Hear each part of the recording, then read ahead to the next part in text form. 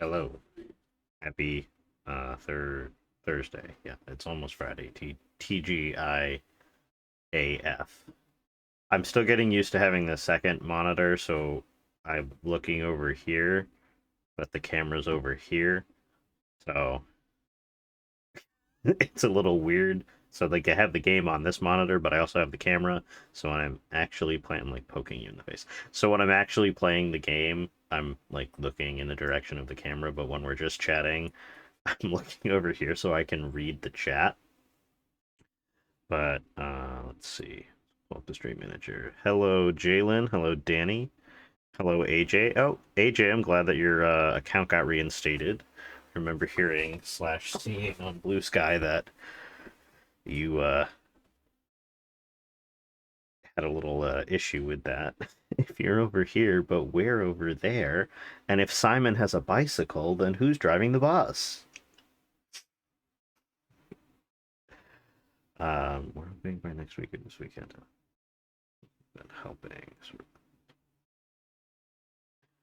Um, yeah, so it's not even Monday was Martin Luther King Day. Today was, or this has been my first almost full week of work. Uh, it might not be until February that I have a full week, considering over the weekend we're supposed to get a lot of snow, and so there might be a snow day on Monday. But it's been going pretty well. Today was the last day with one of my classes that meets for a term instead of like a full year. They meet 1/4 of the year. And today was the last day. And then tomorrow is the last day with the next group of, or the other term long class that I have. So um, it'll be exciting to get to work with a group of kids from the beginning of it, like for the entire term. So I'm not just basically babysitting them for a week and a half. Whoever had to appeal let's laugh their asses off at the offending comment. Wasn't it something about bumping clits outside of the Olive Garden or something? Twitch, don't pay my account, Twitch. On Minecraft, of course. We'll be doing this on Minecraft, not in real life. I would never do anything like that. Um anyway, so I've been trying to clean the space up more because it's not dirty. Like it's not like, roaches and bugs dirty. It's just cluttered. So I've been trying to declutter and reorganize. I've been pulling music out of the multiple rooms that have music piled in there to try and centralize it and alphabetize it and make a spreadsheet of what we have. And there is a lot of music, like a lot. So luckily, I was able to pull some stuff out for my middle schoolers to play. Um, I was worried that I wasn't going to be able to find anything because um, most of the music that I saw that was out on like tables was not at an appropriate level for a middle school. But I found the theme from Jurassic Park, and I found something for my sixth graders that is admittedly not great, but at least it gets them playing. So that's how my week has been. It's also been like mid-year exams for the high schoolers, but I didn't have to give, like, they got marked exempt, uh, so I didn't have to give them a test, which is good because imagine showing up. Pretend for a second you're a teacher. I know, I don't think there are any teachers in chat right now, but pretend for a second that you're a teacher and you get hired a week before midterms.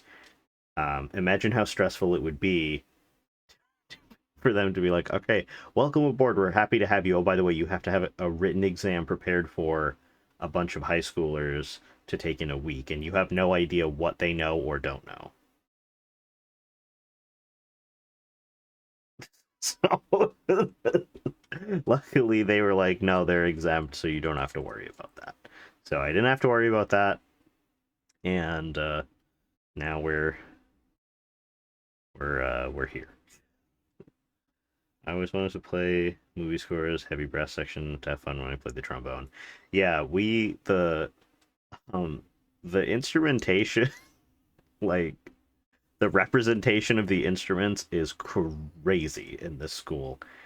I in each group have more percussionists than I have anything else. So it's a lot of trying to keep the percussionists who are not playing on a given piece from touching the other percussion equipment. You know, they just like to hit stuff, so they'll they'll. But um, yeah, majority percussionists, then trumpets, and then I would probably say then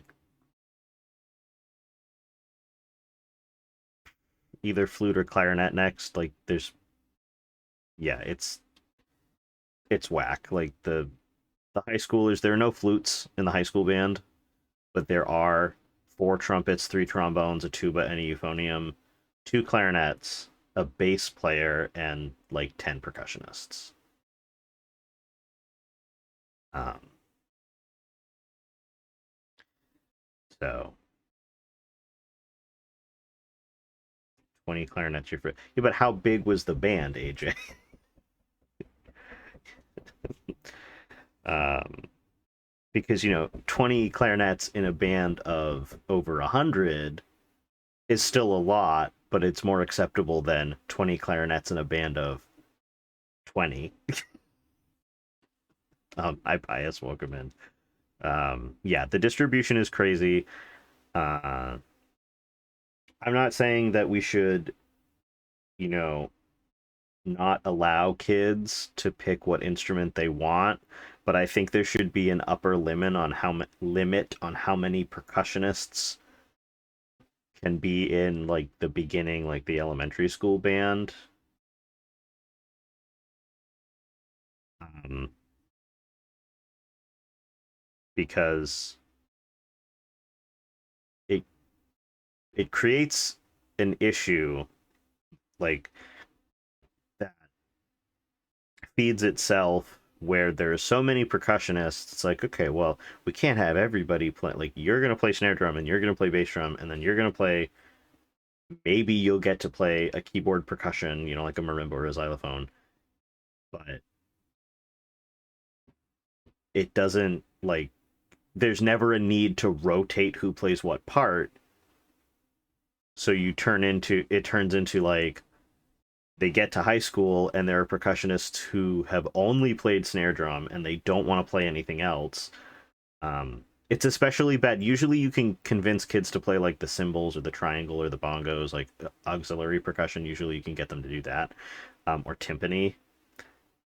But getting them to play mallets unless they want to is like pulling fucking teeth. Like, oh, I'm sorry that you decided to join band. Moon, congrats on coming first. I'm sorry that you joined band and then are offended that you have to learn how to read music just because regular percussion, like drums, there we go. Just because drums do not read pitch and just rhythm doesn't mean that you get to skate by on not learning how to read music. Because let me tell you, if you want to continue to do music in college, you can't just be like, well, I only play bass drum, so I don't have to learn how to play mallets or tune timpani or anything. Like, no, you're gonna rotate out the parts, and when you have 10 percussionists, you're gonna have to rotate out, and sometimes you're not even gonna be playing on a song. Like,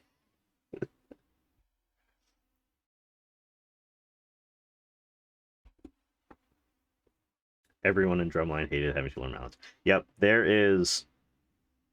It's an epidemic. Um, the best way to put it, which how my high school band director put it when I was doing I was on the news team in my at my high school. I was doing a story about our winter percussion ensemble, and we were talking about how they changed from, if you Google like indoor percussion ensemble, what you would expect, which is like a drum line that marches around on a mat, and they put on a show similar to marching band with a front ensemble. They switched from that to concert class, which is just you stand in place, so there's no drum line. Everybody is playing like concert percussion. And I was interviewing, and one of the questions was like, why do you think people, or why do you think the kids are so upset about it? And she pointed out like drummers sometimes have a deficit in reading pitch and that kind, and like reading music. So many kids who pick percussion want to be a drummer. They don't want to be a percussionist. And that really stuck with me. Okay, there's a lot of chat that I did not read while I was on that soapbox. Hold on. My mom did marching band all 4 years of high school. She played a different instrument a couple years. She played trombone for a semester. She's shorter than me, 5'1". Used to have to catch the slide with her foot and like kick it back up when she was marching. Yeah, I never marched trombone. I'm also short, but I could imagine that would suck.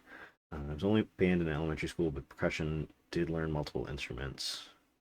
Played flute, clarinet, trumpet, and trombone. I feel like there's one more, but I don't remember. Love doing Winterline. Wait, a version of both. Yeah, I understand the difficulties of programming and instructing a drum line that, like, if you look up like Pulse Percussion or Matrix Percussion, like they have drum line and front ensemble. That's a big production, and there's a lot of moving parts. If you just you give them a piece made for percussion ensemble, and that's what you're competing with, it's a little bit easier to manage because you don't have to worry about the drum line learning their dots and also memorizing music, and also the front ensemble memorizing music and all of that craziness. I still have my flute from middle school. When we bought it, I had the chance to get one with the gold mouthpiece, and yet for some reason, 11-year-old me decided not to do that. I've regretted it ever since. I I knew a kid in they were like either a year or two younger than me, and they had a bright pink flute, but the keys and the lip plate of the head joint of the flute were like regular silver. Just the tube part of the flute was hot pink. They also used to balance it, so if like this is a music stand, they would balance it by the lip plate, so it was hanging up and down like vertically off the stand. And even like 12-year-old me, when I saw that for the first time, was like, that can't be good for your flute. Like that's got to be asking for it to break. Just got dinner in the oven. Considering that all my body wants to do is sleep today, that's a huge mint. So what is for dinner, Pius? I have to decide what I'm going to have for dinner after this because I'm hungry. I had a friend who had a purple clarinet. I wanted one so bad, but I just know the thing did not last very long. Yeah, I don't like. They had like a regular flute that they used for like concert band. I think this was like the flute that they like their practice flute that they used for rehearsal, and then at like concerts or marching band competitions they would have like the regular silver looking flute, which okay, but still don't hang your flute by the lip plate. That's just asking for it to. I already have to tell middle schoolers like don't put your flute on the stand because the stands are ancient and broken, and none of them can like stay at a good angle. They'll just slam back down, and that's just asking for your flute to fall. And if you're my admin, don't listen to this. I don't know how to fix a flute. Like I would have to send it out. Chicken and rice casserole. Nice, nice. I bet it'll be delicious. Good job, Pius. We reached an hour and 20 minutes of work for today, and I doubt there's enough collective hours left for me to reach 2 hours. Imagine having enough money for 2 flutes and be willing to abuse one of them. Yeah. Mm-hmm. Flutes are, my understanding in the hierarchy of how expensive instruments are, flutes are on the cheaper side. They're still not cheap, but at least it wasn't like a bassoon, which could be $10,000 for a super basic model. We used to put our flutes on the stands all the time. I personally advise against it, but there are some stands are made better than others that could hypothetically accommodate that, but just like just it's not that heavy. Just sit it in your lap. Like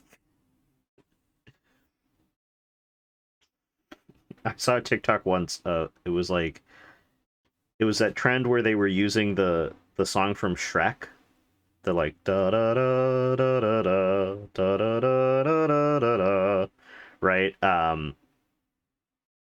And it was like welcome to the things you only see in the middle school band room, and the first one was world's heaviest flute, because so when you play the flute you're supposed to hold it, parallel, roughly parallel to the ground, especially if you're in marching band, but it can dip a little bit. But middle schoolers, oh my god, they'll lean their arm on the back of the chair and like twist their body, or they'll just it is not that heavy. It's uncomfortable, that is for sure, especially if you're not used to it, but it's not heavy. Then I remember my stepdad bought my sister an upright Steinway only for her to quit piano lessons 4 months later. And they didn't sell the Steinway right after. Like I would be selling that thing. Like, oh, you don't want to play piano? Okay, well, you can have a keyboard, but I'm not paying to keep an upright Steinway in my house. All right. We've been yapping for like 15. Hey, Dad! Oh. Okay. Hello, personal style. Hold on. Let me call that on the bingo. We are playing bingo. Here we go. I guess technically I did rant about something inconsequential because it has nothing to do with the game that we're playing today. Still plays, but she's not headed towards professional levels anymore for sure after quitting lessons. At least not Steinway level classical piano. Yeah, okay. Well, at least she still plays. I am so bad at piano. Like, I passed piano proficiency in college, but I'm not good at it. like sometimes I'll hear piano music and I'll be like, I want to play that, and I'll pull up the sheet music and be like, never mind. I can't do that. Like my hands are not big, so anything that involves thank you for the lurk, Danny. Stretching about more than an octave I can't do with one hand. Like I don't have the wingspan. I can usually get about a tenth is my max. I don't have Rachmaninoff sized hands.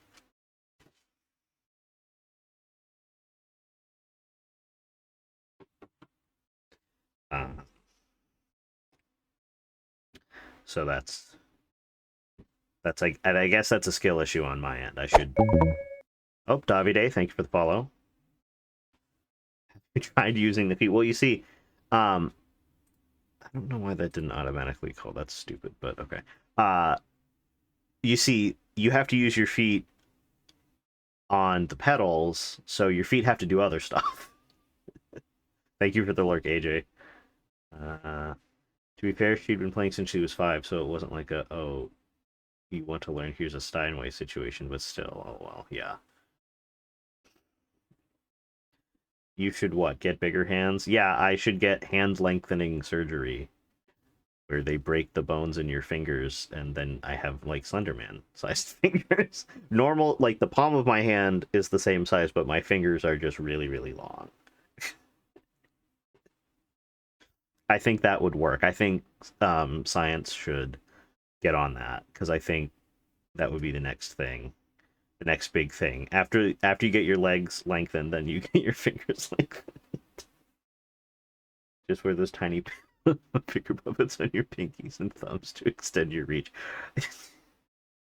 Or like the witch fingertips.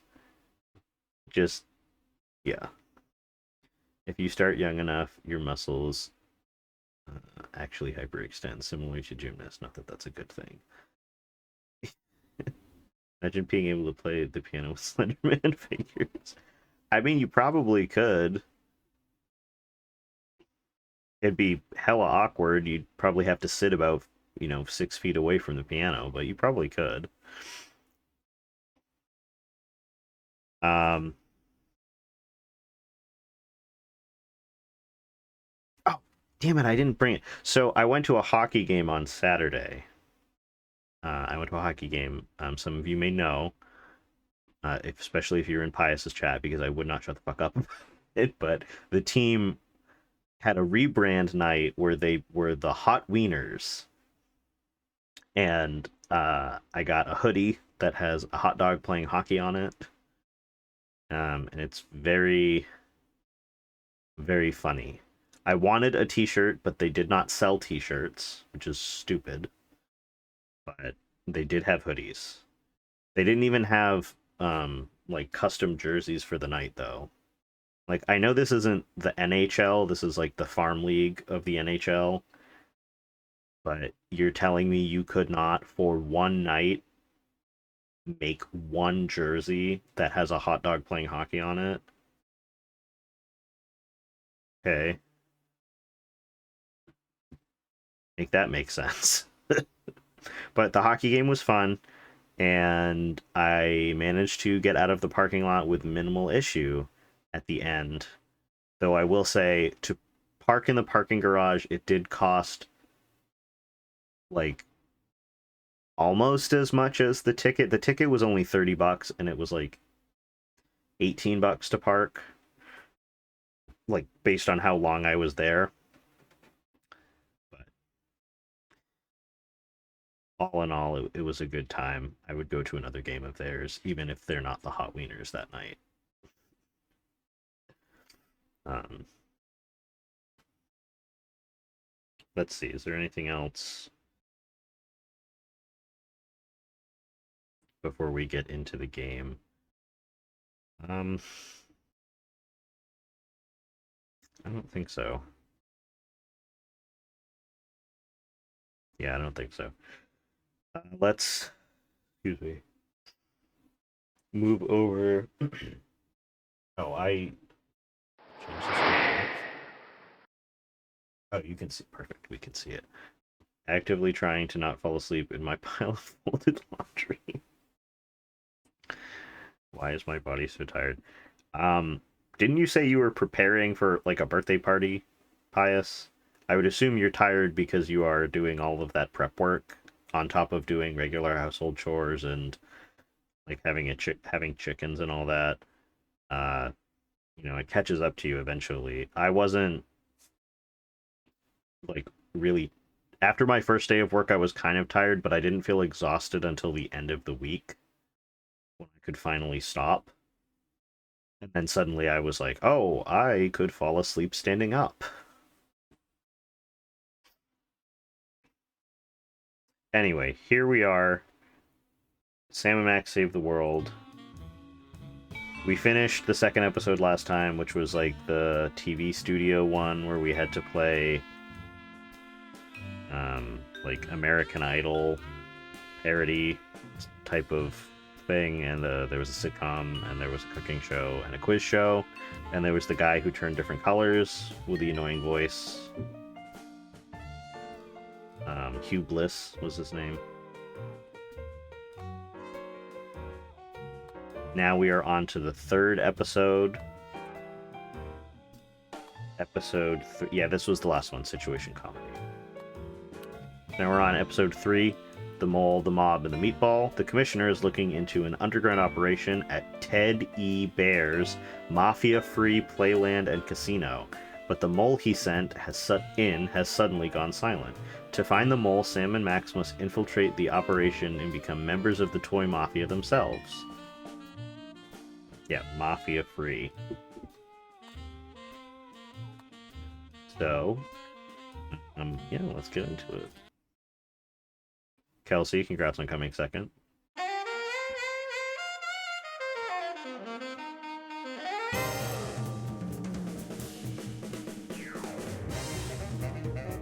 Personal style, congrats on coming third.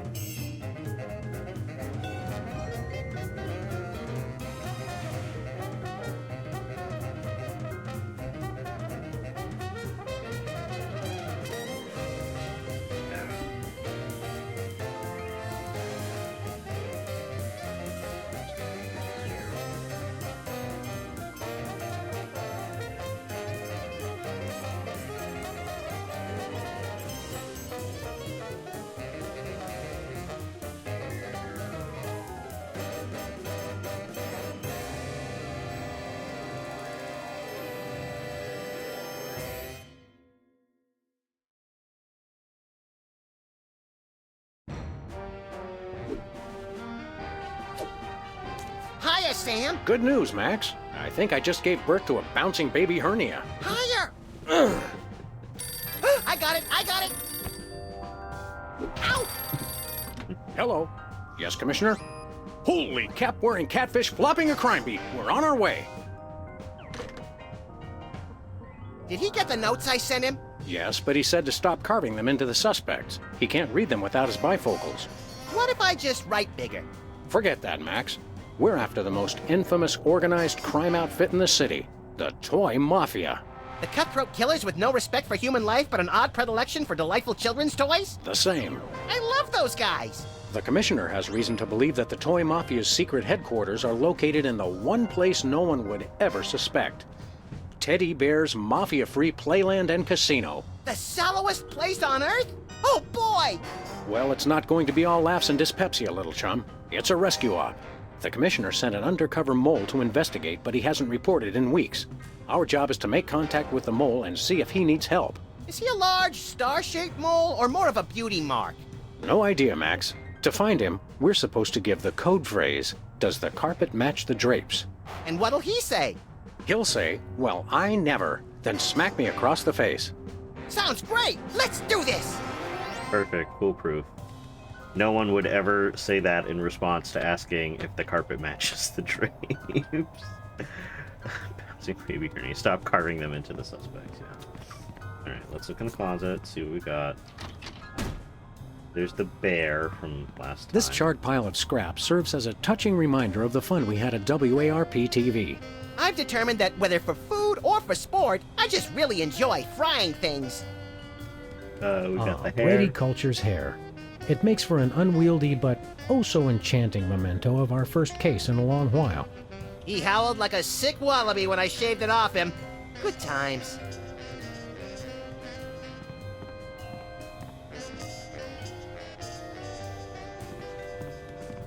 Jimmy Two Teeth, fence. It's a sad day when hard-working rodents have to make their living as a freestanding form of enclosure. I think that's fence in the buys and sells stolen goods sense of the word. Beat it! You're getting in the way of my customers! What customers? Hey, an ace. An extra card up your sleeve never hurts.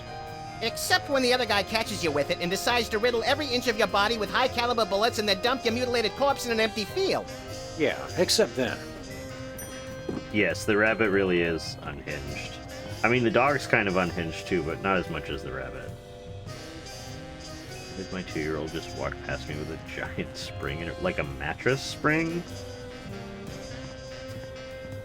That's crazy.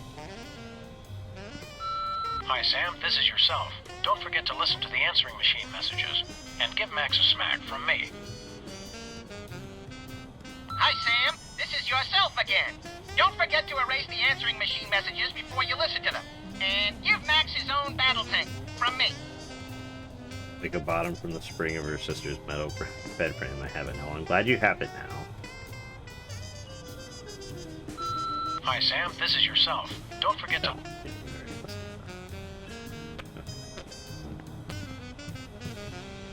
Good old Mr. Spatula. The exact same Mr. Spatula we've always had.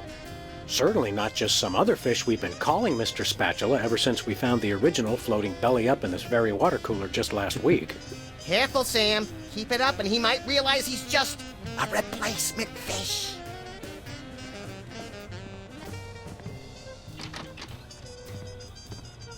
All right.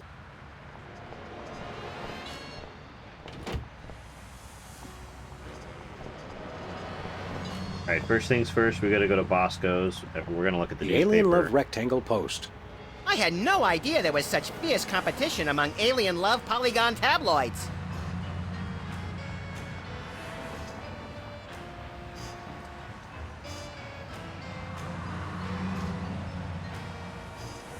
Spatula City. Nothing says I love you like a brand new spatula. Also, just realized that my ear monitors were only part of the way plugged in, so hopefully that didn't affect the sound too much. Speaking of, is the game volume okay compared to the sound of my voice? Should I try talking over them while they're talking? Didn't notice them? Okay, that's good. Myra Stump shocks crowd with new hairstyle. Wow, talk about a slow day for news. Myra I don't Stump talk shocks about the crowd news, with Sam. shocking new I make hairstyle. it. Something I didn't catch the subtitles in enough. Okay, I'm gonna try talking over them. Takes me I'm back to my talking over them. childhood. How about now? How's that? I'm gonna just keep talking. Let's look at the gumball machine. Are those? Oh wow, we just Yep, shot. they've the guy resorted to in filling the air. candy machine with antidepressants. Might be a little How bit depressing. louder. Okay, hold on.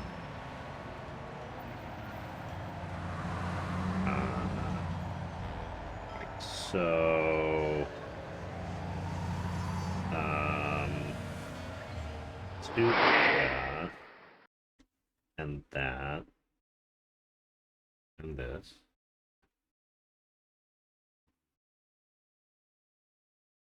Oh wait, I can just change it in the game. Why did I turn the game on?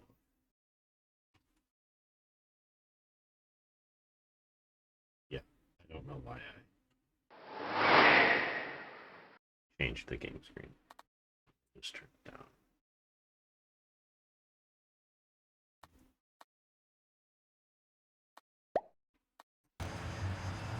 Takes me back How to my about now? Can you childhood. hear me okay over the game?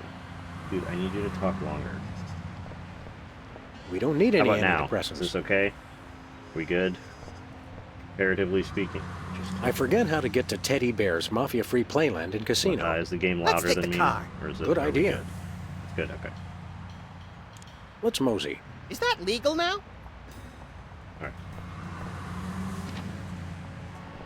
Athlete's foot outbreak linked to global warming. Hey, Bosco. Nice flapjack. Son of Cordon Bleu, who is this Bosco?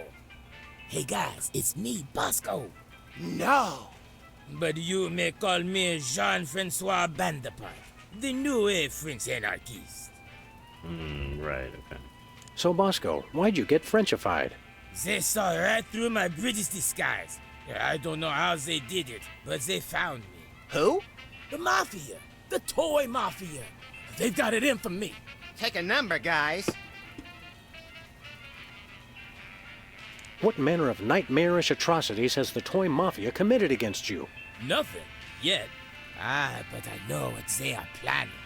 And it is terrible. Are they planning to tie you down, tape your eyelids open, and turn on the 24-hour Midtown Cowboys channel? Well, not that bad. I have reason to believe they are planning to deliver something to my store. Another delivery conspiracy? What could a band of ruthless toymongers possibly want to put in here? I don't know. But it is no matter. They will never be able to deliver anything to my store. For my name is not Jean-Francois Bandepart. But your name's not Jean-Francois. Shh, they don't know that. Oui, oui, baguette, omelette du fromage, sacre bleu. Exactly, and you know, I'm always saying that. And nobody's listening. We want to buy something. Oui, oui, monsieur. What do you got? Oh la la! Behind the counter, I have the latest in Bosco tech innovation. A device, non-parallel au chocolat. Is that good? Oui, oui. This I call a miniature listening device. It can fit in any cravat, under any chapeau. What's it do? It listens. It listens. You can use it to hear secret conversations, no? No. I mean, yes. How much do we think the listening device costs? First it was $10,000, and then In the next episode, it was 30 shillings, aka $1 million. So it's got to be something crazy, maybe $1 billion. Okay, Bosco. We'll take that miniature listening device. The price 5 is $10 million. Ooh, all right, 10 Jalen. million? Wait, You were closer is that than me. 10 million in crazy fake French dollars or 10 million in regular dollars? Regular dollar. The market is bearish on crazy fake French dollar. Crazy freak French dollars. I only know about bearish markets and bullish markets from Toontown. Thank you very much. All right. Nothing for us right now. We don't have $5 million. Does the carpet match the drapes? No. And you know why? Because the man does not want them to. He is threatened by their potential unification. Mm-hmm. Why was that? So like drawn out and like intimate sound. he really went.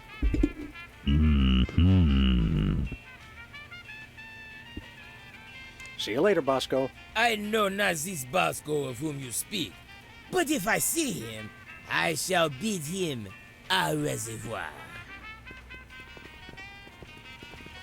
This is like a camera. Okay. Mini bread. Foamy bread. Made from real styrofoam? No, artificial styrofoam.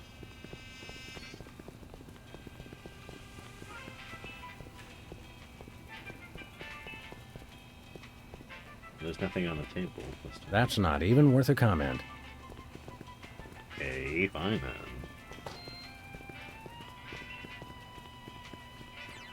I don't speak French pious, so I'm not even gonna. Où est la piscine? De papa? I don't know what that means.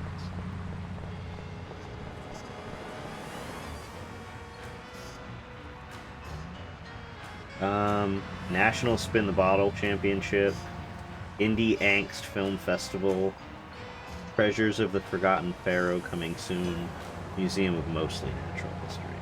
Where is the pool? I had a feeling piscine was pool, because I believe piscina is pool in Spanish.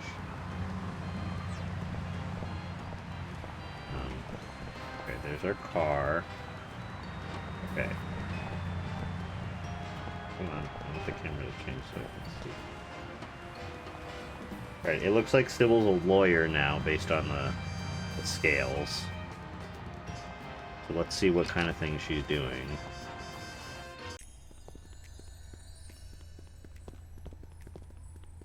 Okay, still got a mimeograph. Hello, Sam. Hello, Max. Hey, it's our favorite short attention span careerist. This time I've found the job for me. I've become a professional trial witness. Professional trial witness. Okay. What exactly is a professional trial witness? Oh, it's great. We give dramatic testimonies, sequester in ritzy hotels, and order room service in the name of truth and justice. It almost sounds like you're enriching yourself at the expense of this country's overcomplicated legal system. Do you have a problem with that, Mr. Freelance Police? Yeah, why didn't we think of it? What led you to decide to become a professional witness? Publishing the Alien Love Triangle Times taught me a lot about the truth, you know? The truth is far out there? Exactly. And then one day I got called for jury duty, and the rest is history. What's your next career gonna be? Oh, there is no next career. I'm sticking with trial witnessing for good. Mind you, there are 2 episodes left in this game, so we will find out if trial witnessing is her end-all be-all career. Do you have your first case yet? No, but I'm waiting for a call from the district attorney. He says he's got something I'd be perfect for. You don't feel uncomfortable getting a case first and then being a witness for it? Not at all. You see, the problem with most trials is that crimes are witnessed by someone who's unprepared for what's going to happen, or who doesn't have sufficient training or skills to accurately remember or relate what happened. With my background and widely varied skill set, I'm perfect. That makes sense. Should I be afraid? Probably. Probably. Does the carpet match the drapes? Interior decorating was like 8 months ago. I'm a trial witness now. Isn't trial witnessing a trifle dangerous? Oh no, we're protected by the truth. We'll be back, Sybil. Bye, boys. Keep one eye on the truth. Okay, great.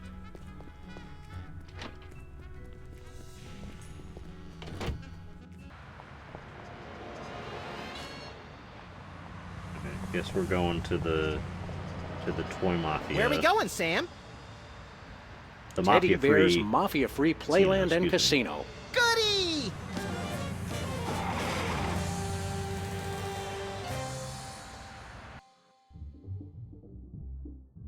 The buffet is open. Regret it. Family fun, air conditioned. Blackjack, slots. I couldn't read the rest of it. Something about a place for kids. Buffet. The buffet is closed. Welcome, welcome, generous friend.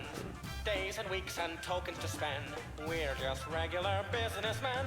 Just you and me and Teddy Bear. Welcome to Teddy Bear's Mafia Free Playland and Casino. That face. My name's Lovey Bear. Boy, do we have some fun and games for you. Here, take this token amount of tokens as our way of saying welcome, and go spend a lot of money. Is this Five Nights at Freddy's?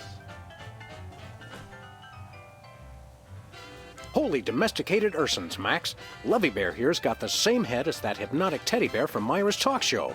You think that little talk show bear had a Token litter amount of of giant babies? I don't know, Max. They could Call have it said canine a token intuition, amount of but I think tokens our as a mole token discovered of our something about these appreciation teddy for bears he your shouldn't have. patronage. We've got to find him and get to the bottom of this. You're lucky this mask doesn't have ear holes, or I might have heard that secret conversation you just had right in front of me. What? Sorry, I wasn't listening.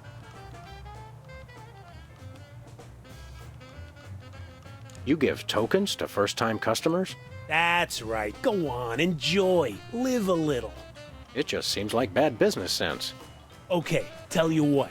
13 hours from now, when you're trying to pawn your little friend here to pay off the VIG, we can talk then about bad business sense. Okay, we'll come back then.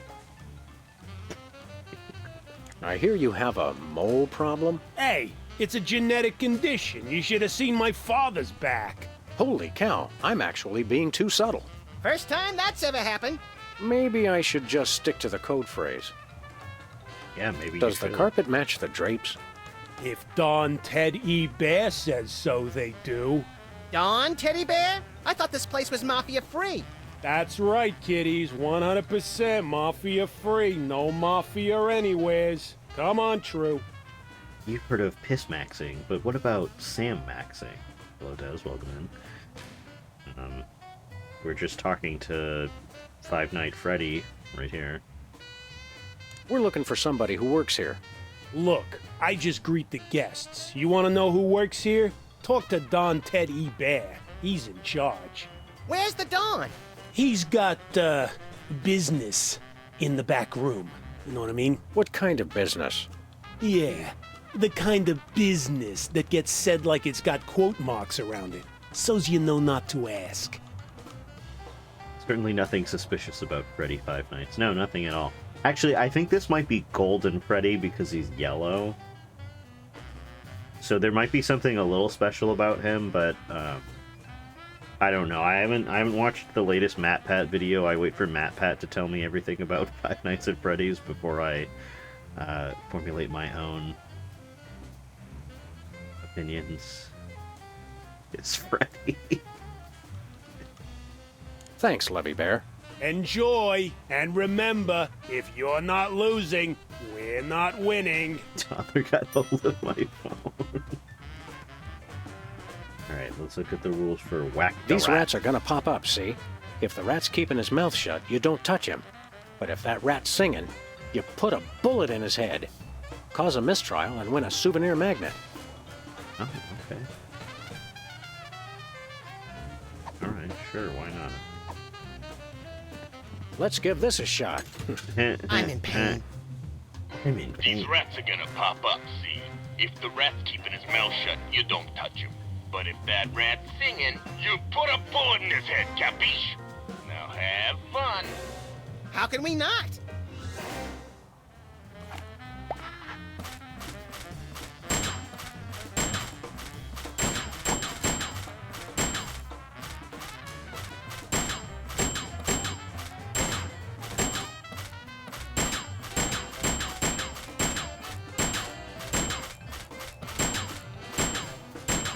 Nice shooting, kid.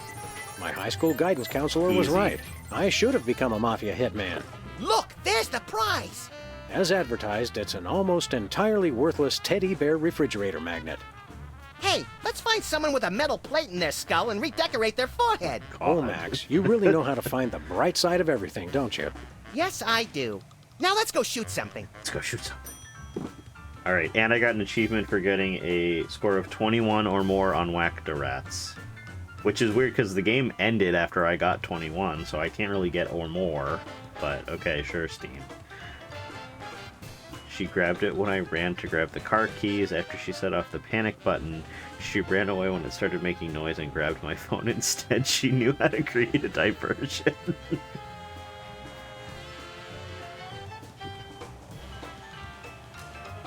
I'm sorry, that was probably a very stressful situation, Pius, but that is objectively funny. This is my kind of whack-a-mole. Okay, meatball sandwich display. You know, just Teddy Bear's original meatball sandwich. Looks tasty. The original Teddy Bear made this original meatball sandwich with his own two paws in 1957. The microorganisms that give Teddy's modern meatballs their distinctive tang are descended from the colony in this sandwich. Sorry, that sounds absolutely disgusting. It's a rubber ducky ashtray. Leave it to the toy mafia to make smoking fun. Okay, rubber ducky ashtray, that's cool. Not quite as cool as the... Is it Little Tykes? Is it like... What is that other one? It's like Fisher Price or whatever, where it's like the swimming pool or the sandbox that looks like the crab or the turtle, and someone made an ashtray to look like that. That is like the end-all be-all ashtray. But this one is also quite cool. It's 100% funny. We live in a country, so beyond being personally annoyed by it, the alarm wasn't bugging anyone, just don't want her accidentally making purchases I can't afford. Love y'all, but if she accidentally gifted 50 subs, I'd go broke. No, don't worry. We have, the Clue Crew has a guy on retainer for gifting subs. Still waiting for him to come into my chat, but, you know, we can't all be as lucky as Luce and Andrew that one time. A one-armed bandit. Insert token to play. Oh, we have to insert. You see that, Sam? It's a little play on the well-known colloquialism for slot machine. The fun just never stops at Teddy Bear's. Okay, let's put our token in. Let's do real gambling. What could possibly go wrong?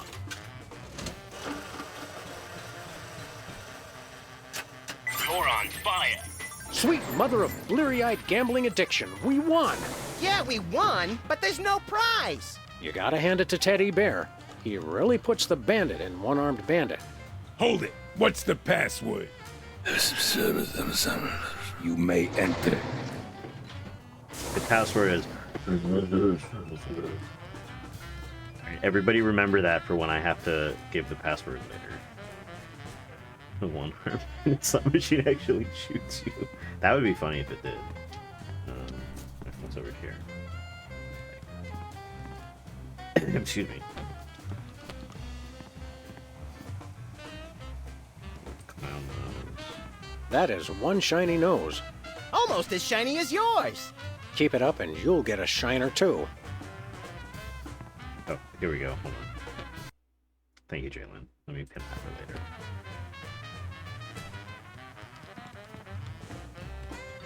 Well, what do we have here?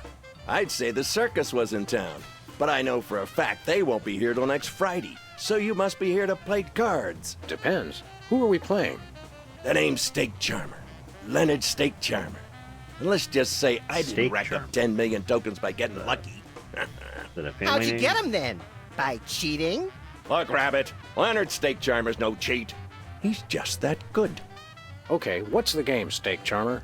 Truest test of skill there is. Indian poker. Pooping in real quick while I finish up work for the day. Hello, Andrew. I hope your poop goes well. I hope you've been consuming adequate fiber, so your pooping in is a easy, breezy experience. I don't know what I'm saying. Let's ask him about Leonard Steak Charmer, huh?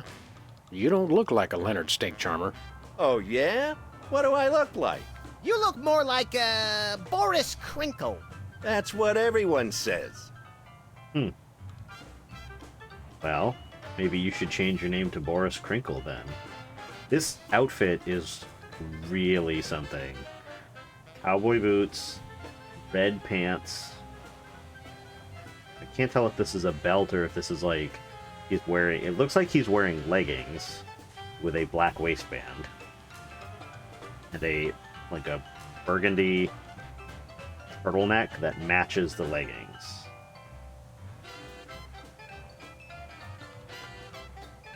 Okay, I'm going to say something controversial yet brave.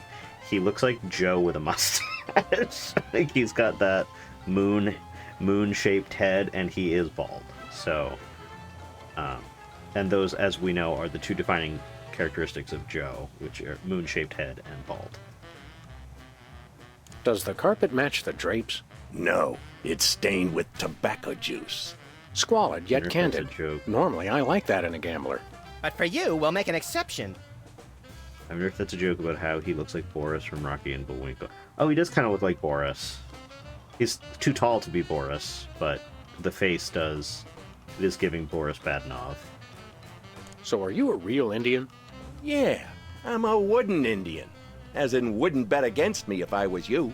I'll kill him. Not yet. How do you get anyone to gamble with you? Frankly, you seem shady. I offer great odds, and I possess a certain subtle charm. I hate to break it to sneak you, charm. but non-existent and subtle are two different things. Maybe charm is a euphemism for gum disease. Look, I'm here to play poker. Are we gonna get this dog and bunny show on the road or what? Well, we can just call him ugly. Leonard, you give new meaning to the phrase, a face only a mother could love. My mama said I was beautiful. How do you play? exactly does one play poker of the Indian persuasion? You know you're off to a good start when your opponent doesn't even know how to play. You ever consider that we might be card sharks? Or sharks? You know, the kind that eat people for being overconfident? Whatever. Look, it's simple. We both get dealt a card which we put on our forehead without looking at it. So we can see each other's card, but not our own. Pretty sharp, McGruff. Don't call me that. And you make a bet if you think you got the higher card, or fold if you want out. That's it? Yep. And we see who's got the highest card, and then I win, like always. Well, when you put it like that, we'd be fools not to play. We're gonna That's play enough that for in a now. second. Okay. Although I could have sworn you were a dog, not a chicken. A common mistake. Real quick, I need to look something up, so the sound is going to pause. Look this up.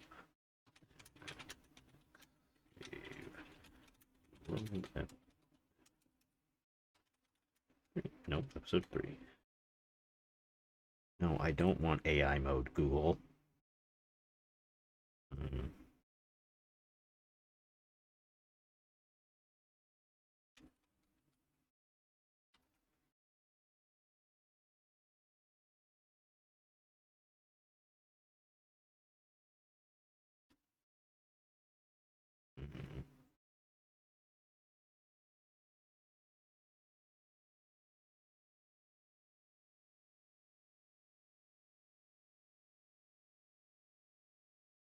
Oh, okay. Oh god, I have to go on the fucking wiki. This is gonna...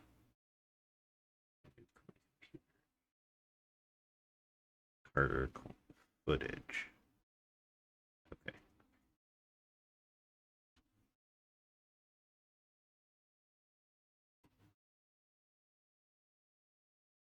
my Google searches end with AI these days because that AI shit pisses me off. Yeah. I had to. Oh, I get to tell you guys about a professional development I had to go to when my computer decides to stop being frozen on the stupid fucking fan wiki because I was a dumbass and decided to open that.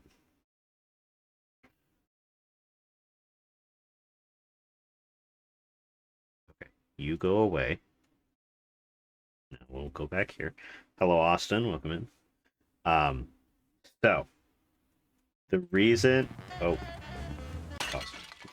the reason they say that he looks like a Boris Krinkle is because before this game came out, in a game called Telltale Poker Nights or something like that, the guy that voiced Leonard voiced a character called Boris Krinkle who looks just like Leonard but without a mustache. Destroying that CPU with the fan wiki. Yeah, luckily most things that I would ever need to go on a fan wiki for have their own wiki that does not run on whatever the fan wiki website runs on. And it's infinitely better. Like there usually aren't ads, and if they are, they're on the sides and they don't pop up on the screen and make everything go slow even with an ad blocker. Sorry about my cuss word to that one toddler who got a hold of the phone. Yeah. Hold on, let me look up Telltale Poker Night. Yeah, Telltale Poker Night or Poker Night at the Inventory is a poker game developed by Telltale. This is it? Hold on. Hold on. Leonard.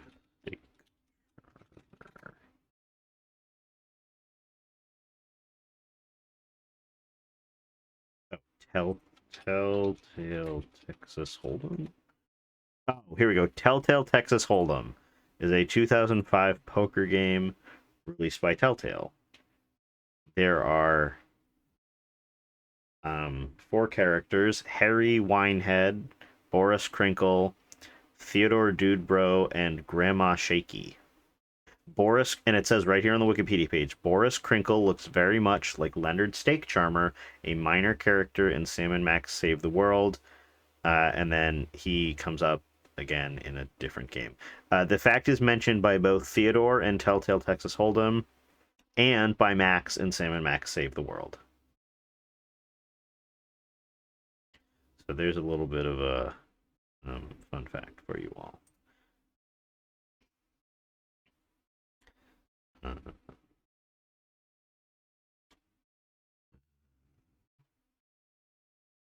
Okay, I'm going to say that counts as pointing out a voice actor because they are voiced by the same guy.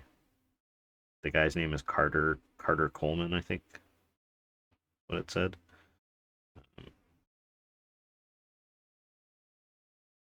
Okay, anyway.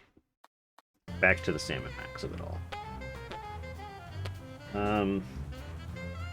Alright, let's play. Hey, let's Leonard. play poker. Let's play Indian poker. We'd like to try our hand at a hand of Indian poker. You won't regret this, Hound. By which I mean, I won't regret this. Oh, and try any funny stuff with your partner and I'll shoot you both. That seems fair.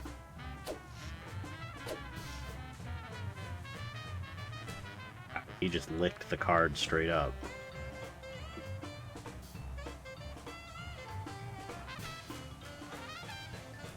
I got 10 million tokens says I got a better card than you. I'm betting it all. Sweet second mortgages on a summer home. We can't match that. Tell you what, Pooch. I'm feeling so confident. I'll give you 10 million to 1 odds. Just bet 1 token and you can win the whole pot. Those are mighty good odds. Oh, 10 No, they million. ain't, Like Deputy $10 million Dog, that we because need I for never Bosco. lose. So, you in or out? Too rich for my blood. Did someone say blood? What? I win again. 2 hours. and That 5 one minutes was to for work you, hours, Mama. But I don't think make it to 2 hours. Okay, we're gonna play. We'll be back. Just remember to We'll play bring your poker money. later. Now, I'd like to call your attention to the clown nose that we looked at earlier, and remember, That is one shiny we can nose. see his Almost as face, shiny as and the yours. nose is so Keep it up fucking and funny. you'll get a shiner too. Notice that it is see-through, and when he looks, or when he's trying to decide whether or not he thinks he has a higher card than us, he's looking at the clown nose so he can see his own card. So we're gonna have to do something about that clown nose to make it to make his card not visible. You can interact with the bear heads. Let's look at the bear heads. Will they sing the song for us again? Slots and sandwiches and poker and gun. And look, no mobsters, nary a one. With you and me and Teddy Bear. How fun. That's just so fun. The level of cheating I wish to aspire. So I'm not gonna pretend that I don't know what to do. Remember, we picked up the Ace of Spades. And remember also at the beginning, Sam was picking up Max and Max was throwing playing cards.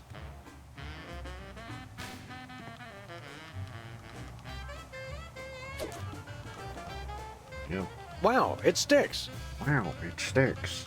It's like Bowler Hat Guy from Meet the Robinsons in the clown nose reflection. I didn't see it when looking indirectly at him, though. Oh, he does kind of look like that. So now it's going to look like he has the Ace of Spades on his forehead. And so he's going to assume that his card, excuse me, is higher. Back for a little more public humiliation? Just a little more. Deal. All right.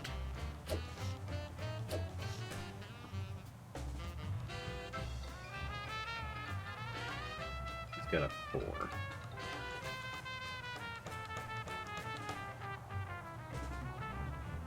I'm betting all 10 million, and you only gotta bet 1. So, you in or out?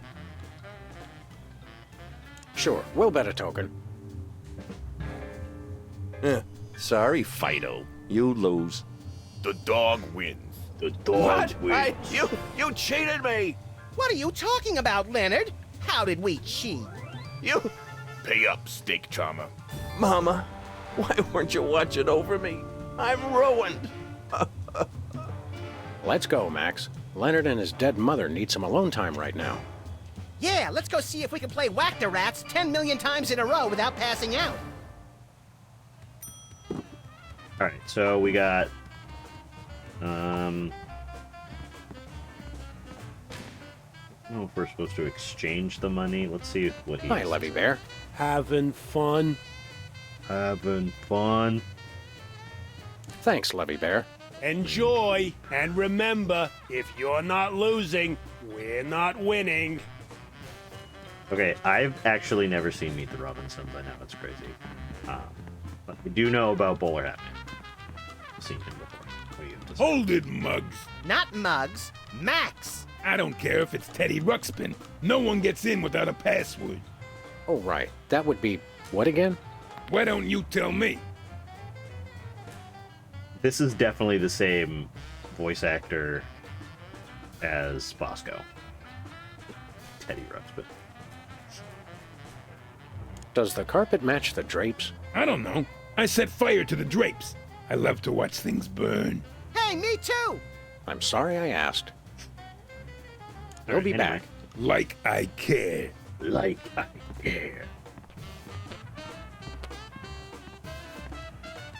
Yeah, Leonard's just gonna cry about it, I guess.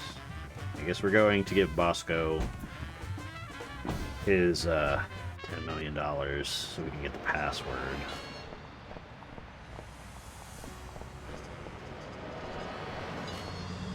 Or not the password, so we can get the the listening device. I know what Teddy Ruxpin is. I never had one, but I know what Teddy Ruxpin is. He's that bear, and you can put the cassette tape in, and he reads a story. Oh, we have a Waluigi. Hold on. Let me get the timer. There we go.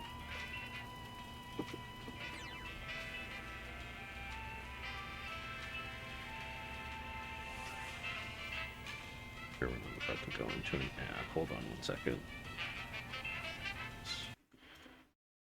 Go away. This. Alright, we're good.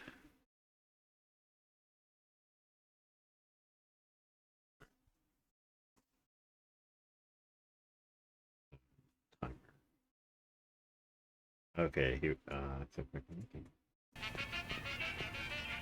3, 2, 1, go. We have the $10 million to give to Bosco for the listening device. We want to buy something. Oui, monsieur. Okay, Stinky Pants, here's your 10 million. Stinky By the Pants. sacred stench of St. Gainsbourg. These are not American dollar. No, but there are No, 10 million of they them. are Bitcoin. Well, the prices at They will be worth something can be quite much more useful. than $10 million I in accept. today's money. And in return, I give you the miniature listening device. It's a cockroach. This is a bug. This is a Precisement. bug. Does this thing really work? Does this thing really work? That answer your question? Now listen up, maggots. I am a bug. Drop me in enemy territory and I will get all the information you need. You just make sure to pick me up again, and I will repeat This every sounds like word. a good deal, Every but word. not worth $10 million. We'll be putting you in some situations thing that we could gave be a him mite precarious. made-up play money. Think you can handle it? I was in Nam, boy. You don't want to know what I've been through. They slaughtered ladybugs. Ladybugs! And that's not all. I seen them kill larvae. Larvae! So yeah, I think I can handle it. Now I need some shut-eye before the mission. Put me in your pocket. In your pocket! Move, maggot! Sir, yes, sir. Put me in your pocket. Now we can hear the password from the bear guy so we can meet the dawn of the totally not toy mafia. And at some point Sybil will be involved too, but I cannot remember. I cannot remember how. Where are we going, Sam? Alright, that's 2 minutes. Thank you again, Personal Style, for redeeming Waluigiton. It's a bingo event, actually. Let me call that.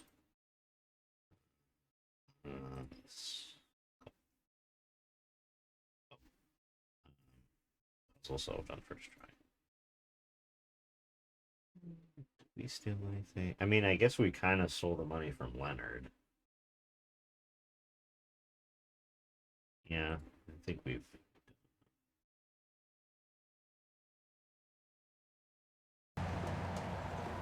Teddy Bear's mafia-free playland and casino. Goody! I didn't notice the hat. I just spent a solid amount of time wondering why you were talking oddly. Poker ashtrays, that's what it says. And a place for kids.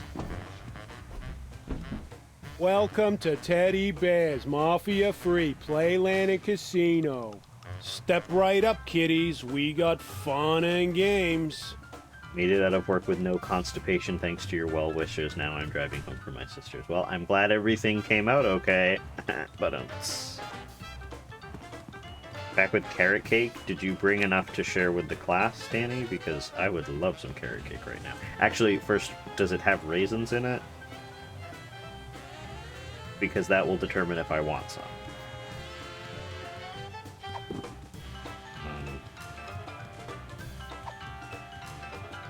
I guess I just... A one-armed bandit. Insert token to play. Maybe it's mafia free because it's free for the mafia. Oh, now you're thinking. Now you're thinking. No raisins, but it looks like I dropped it. That's fine. I can deal with that. I just don't want there to be raisins in it because I don't like raisins. I feel like we're supposed to put the magnet on the one-armed. The magnet wouldn't look good there. Okay, just kidding. We don't put the magnet on there. Just have crushed cans on the frosting. I think that'll be fine. I can deal with that.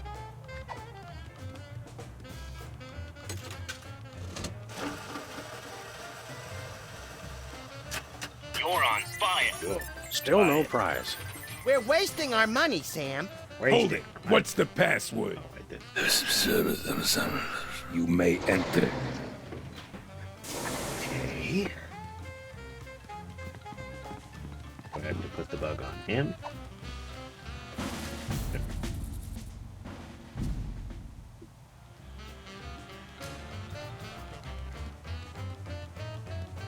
Now we get to use the song.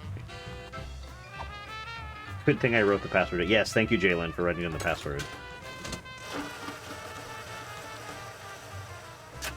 You're on fire. Still no prize. We're wasting our money, Sam. Hold it. What's the password?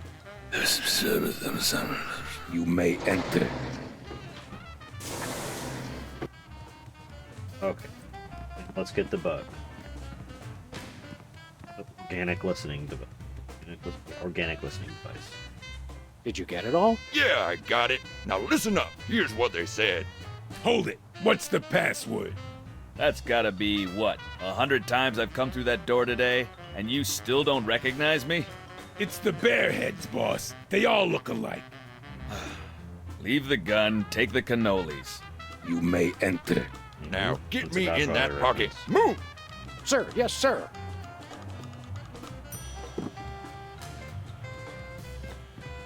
Give me the password. Give me the password. Leave the gun, take the cannolis. You may enter.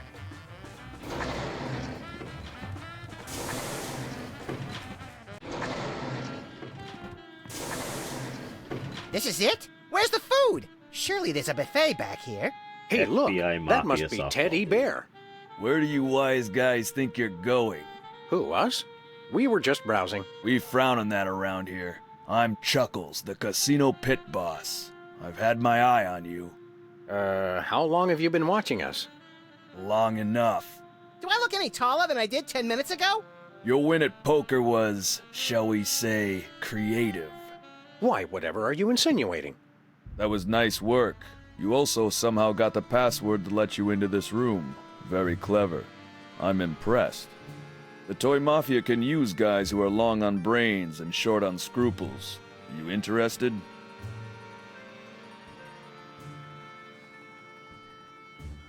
Password down. So funny how it's a guy whispering nonsense directly into a microphone.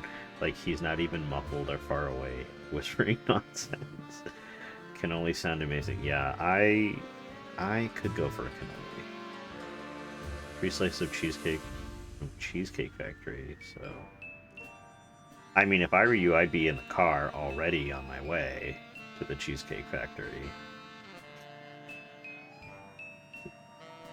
Pius, is this the same 2-year-old that rams their head into the wall for fun?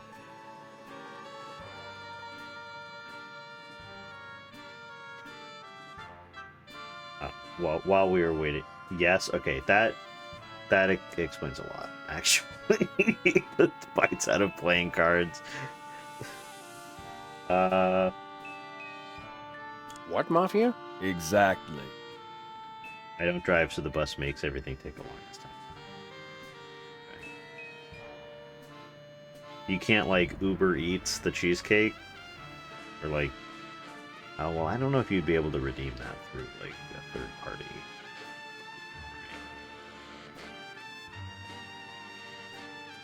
I'd be calling every friend I had, like, hey, you gotta take me to the cheesecake... Excuse me, sorry. You gotta take me to the Cheesecake Factory because I got a free cheesecake that's expiring today, so I gotta get on that.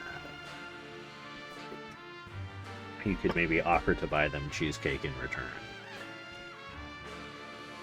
We're not really joiners. Have you heard the term offer you can't refuse? Yeah? This is one of those. I see. I find it hard to resist any offer whatsoever. It's true. Cereal companies love him. One even put his picture on a box. The fact that you've already got your own animal costume shows great initiative. But before we can accept you into the family, there are 2 jobs I need you to do for us. Chuckles, bad news. The original meatball sandwich has been stolen. There are 3 jobs I need you to do for us. What kind of jobs? Oh, the usual. I want you to lean on somebody, I want you to whack somebody, and I want you to recover a small item that belongs to us. Who do you want us to lean on? a local shopkeeper who's been refusing to stock our products. Take these special teddy bears and make sure he displays them on the sale table in the front of his store. No problem. The store is called Bosco's Inconvenience. No problem. Who do you want us to whack? We're having trouble with a witness who refuses to see things our way. I want you to silence a certain Sybil Pandemic. Silence as in gag her? Gag her with a pistol. You want us to kill Sybil? Make it messy, as a message to other potential witnesses. We have her under surveillance, so we'll be watching. Yikes. I could, but I have a gift card too, because it's only free with a purchase. I can't add the gift card as payment online. He's related to my husband. I can only combat some of the crazy that comes from his family. She's actually very smart, just slightly crazy. I mean, really, the smartest ones are. I feel like you can't be really smart without having some personality quirk, and I guess hers is just eating playing cards and running into walls. What is it that you want us to recover? It's that rotting old sandwich, right? The original meatball sandwich has great sentimental value to our organization. I want you to track it down before the disrespectful slime bag who stole it manages to fence it to some other lowlife. Sounds detective-y. Deal with Fence. the thief as you see fit. We'd like to preserve plausible deniability on this one. I think we know someone who I might think be we've a got it. fence. Do these 3 things, Sam and Max, and you shall be as we are. Verbally overwrought? Members of the Toy Mafia. Oh, right. Today she was purposefully throwing herself headfirst off the back of the couch. Wait, is this also the one that has the badger? Or is that a different one? I used to shovel sand in my mouth and eat crayons as a kid. It is, okay, so she's my kindred spirit, so not too much on my kindred spirit. No. But, you know, I choose to think that she's just testing how long it takes, how much bashing into things her head can take before she gets concussed. She's doing important experiments. The playing cards, I'm not sure. That might just be boredom. Whenever my work hours are up, I'll check the bus schedules to see what routes are still running and how long it'll take me if I go out. That's a smart idea. I would definitely be doing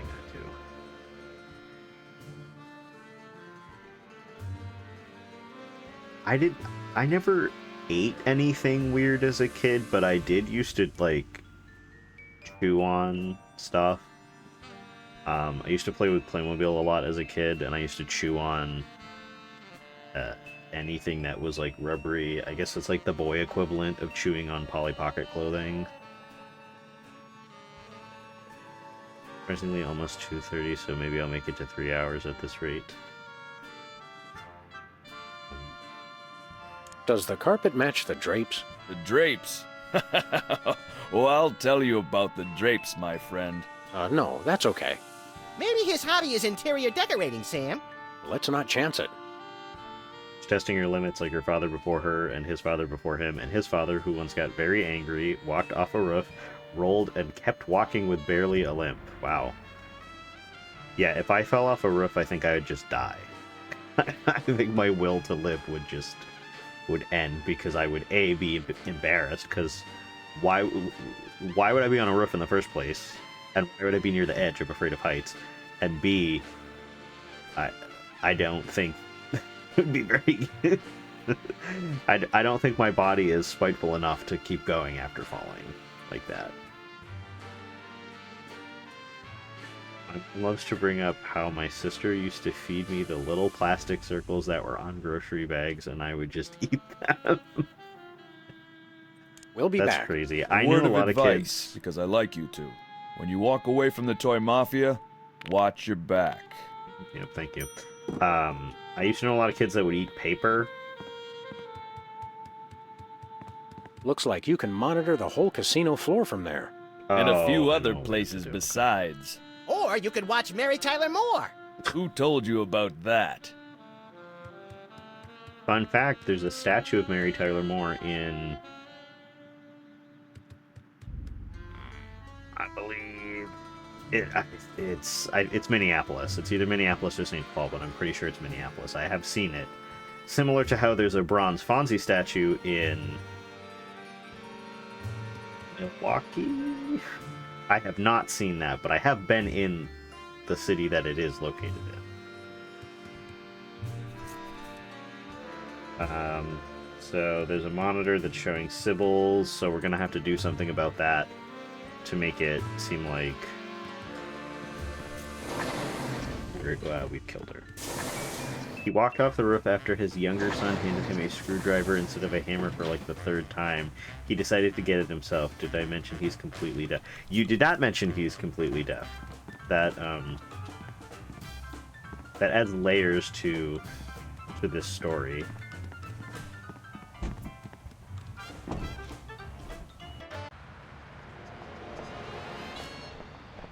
Oh, look.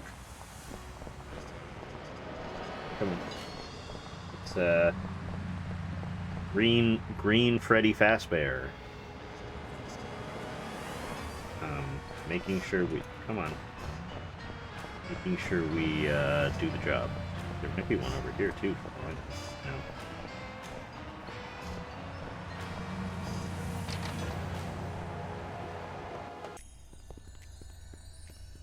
Okay.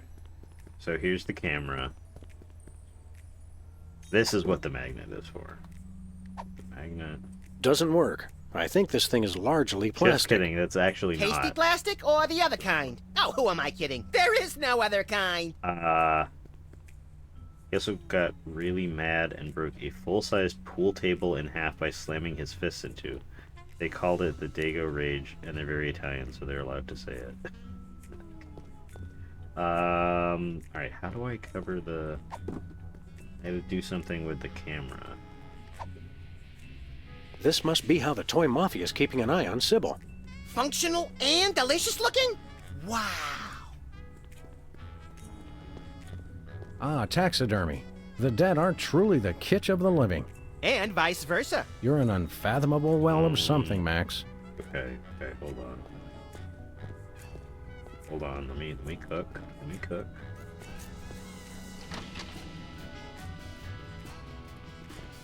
Okay, there's an axe in the closet and a stuffed cow.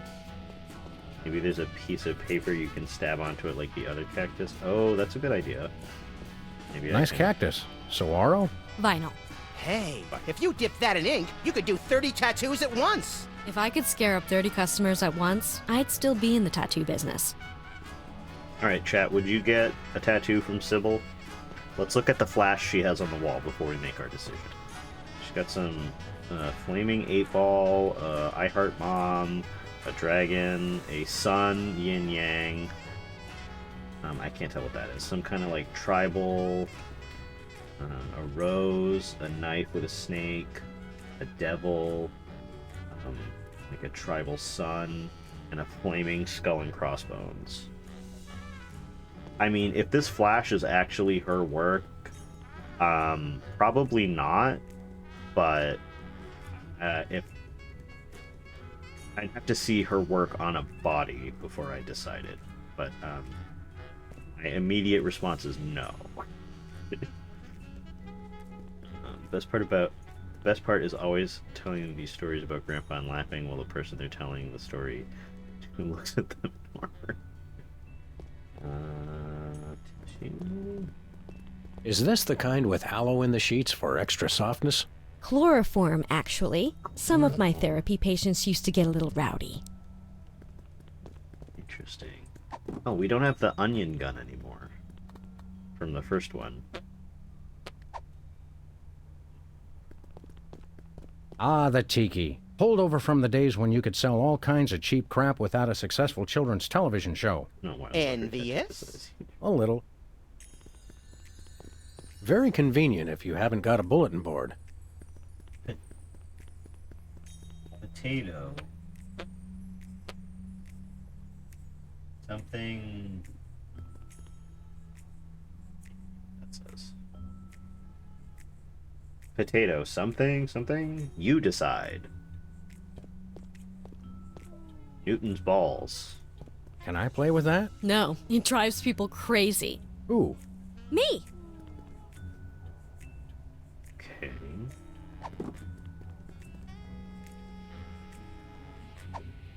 Oh, maybe can I just shoot the camera? I appreciate you trying to defend me, Sam, but there's nobody there. There was a gnat. Or at least I think I saw one. Okay. So go away. Oh. Bad. It's eerily lifelike for a fake plant. Alright, maybe Sybil has something to say about it. Howdy, Sybil.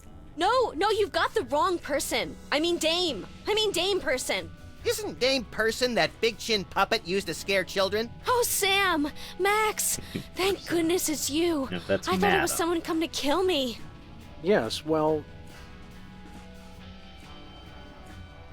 I how's have a that Newton's new Cradle if you profession don't working wanna out? play with it. Exactly. Oh, Sam. The life of a professional witness isn't all courtroom theatrics and finger pointing. The Toy Mafia used to told have me if one. I testified against them, they'd rub me out. They tried to buy you off with a Swedish massage? No, Max. I think they meant murder. have you considered the possibility of staging your own deaths to throw the Toy Mafia off the scent? That would be dishonest. It would be a refutation of everything I stand for as a professional witness. Big payoffs? Graft? Corruption? The truth. You're a real antique, you know that? I mean in a good way. I've always liked antiques.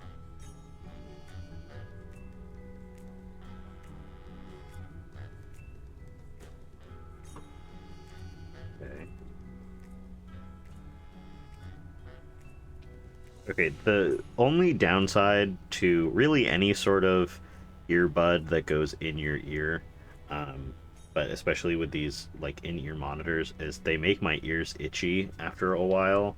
So I have to constantly switch which ear they're in. I have to do this with my AirPods too, and they don't even.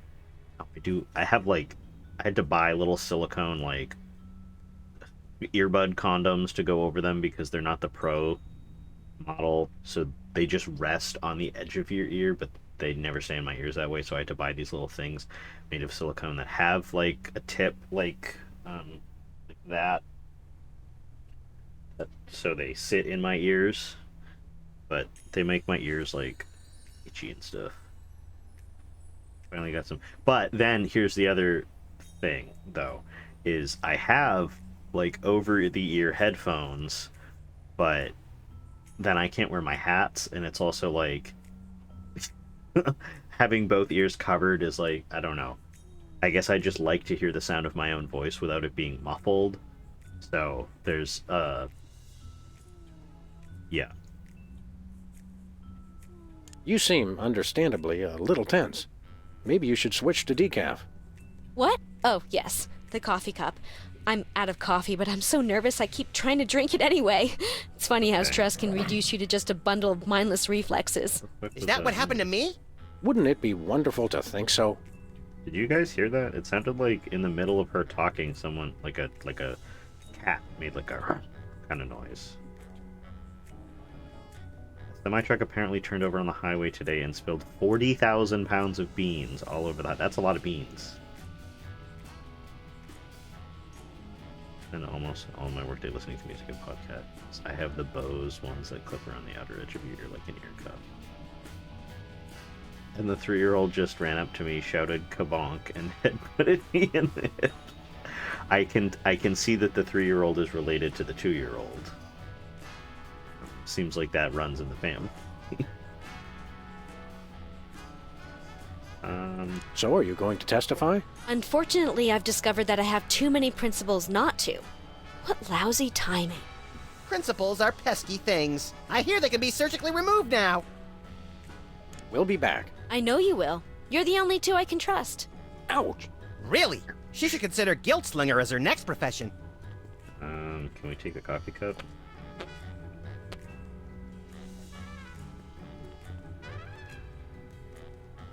Okay. I think we have to put something in the coffee cup.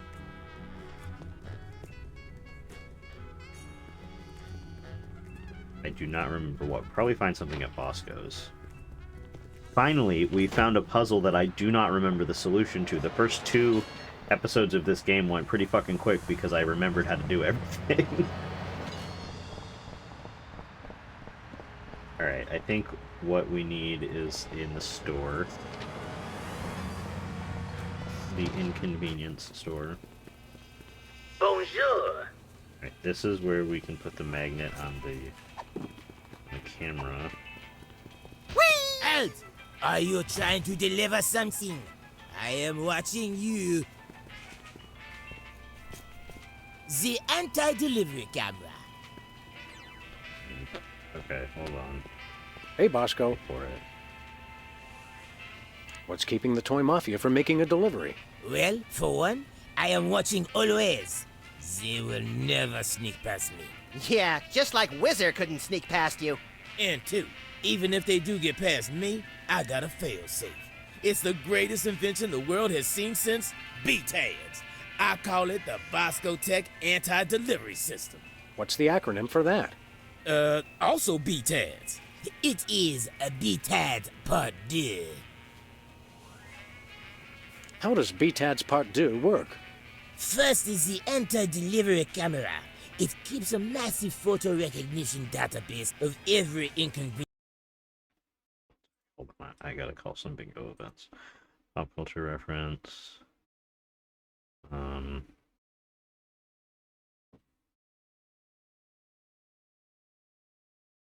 I've not quite gotten stuck yet.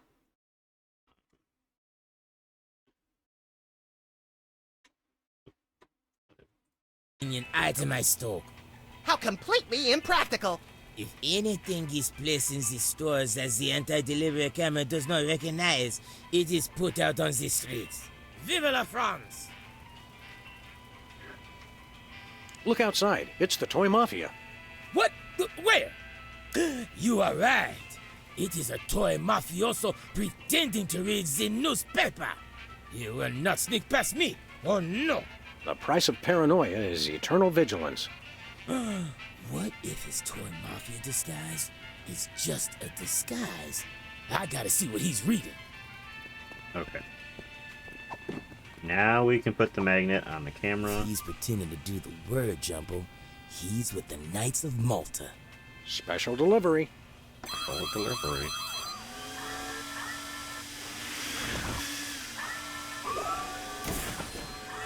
Yeah, eat pavement, camera. Oh, Not entirely sure how the how putting a magnet on the camera makes it. I guess because he said special delivery. I just assumed that putting the magnet on the camera would cause it to not work, but 80 pages. Must be Skull and Bones. sure. Okay. Sludgies. This week's flavors: avocado de menthe and fudge pat. Avocado de menthe and fudge pâté de foie gras. I guess because French.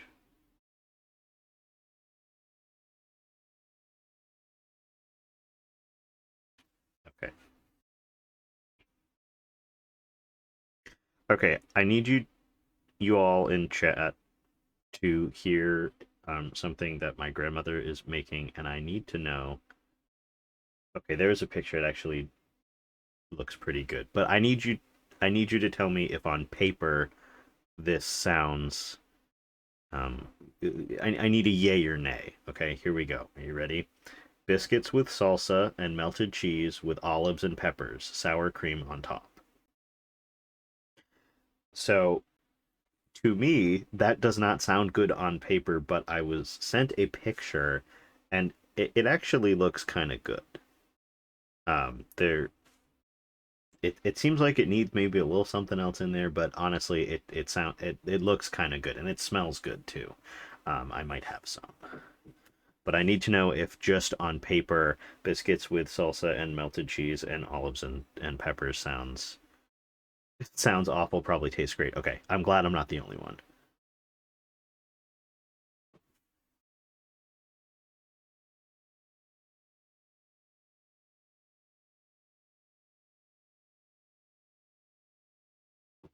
Okay, anyway. Pâté de foie gras. Oh, good. For a second, I thought it was something disgusting. I'm assuming because the coffee pot has the red handle that it's decaf. I think it's the tinge of green that makes this coffee especially appealing. I take my coffee green, like my men. I like olives, but yeah, the rest sounds like it might go well together. Yeah, there are a lot of olives on it, but... We don't actually want to kill Sybil. Okay, excuse me. Sybil wouldn't want us leaving her cup there. What about the purple? Okay. Could I get a grande ketchup macchiato with extra foam? You crack me up, little buddy. Who's joking? Like, that actually might make me throw up. That's a coffee mug full of ketchup. Oh, because, like, blood. Because red. Okay, I understand. I thought we had to put something in the cup to make her fall asleep. I also don't like olives. I like olives on pizza in very sparing... Oh, I gotta put the thing. I'm getting sidetracked. He's pretending to read the gardening section. So it's true. He is Toy Mafia. I hope we don't lose Bosco's friendship over this. Me neither. He's my second favorite delusional paranoid. Aww. Oh no. Oh no. He's coming in. We're done for.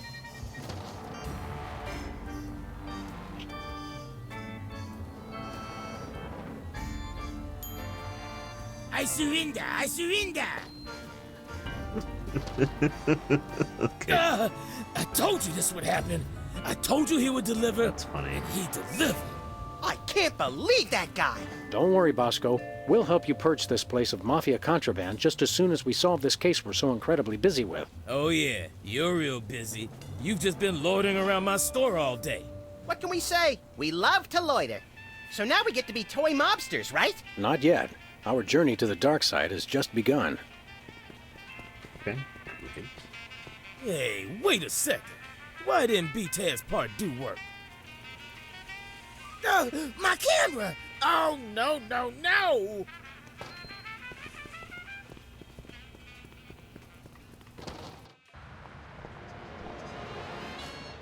I already forget. What's it? We don't need any antidepressants. Antidepressants. That actually... Okay, that looks kind of fun, though. You know those, like, little jelly bean... Like, it looks like a gumball machine, but it's made by Jelly Belly, and you're supposed to put the jelly beans in it. Like, imagine one of those, but you put your antidepressants in it, and then you get it out by, like, twisting the thing, so it's like a fun game.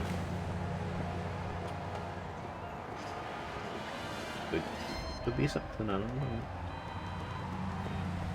Might be worth trying.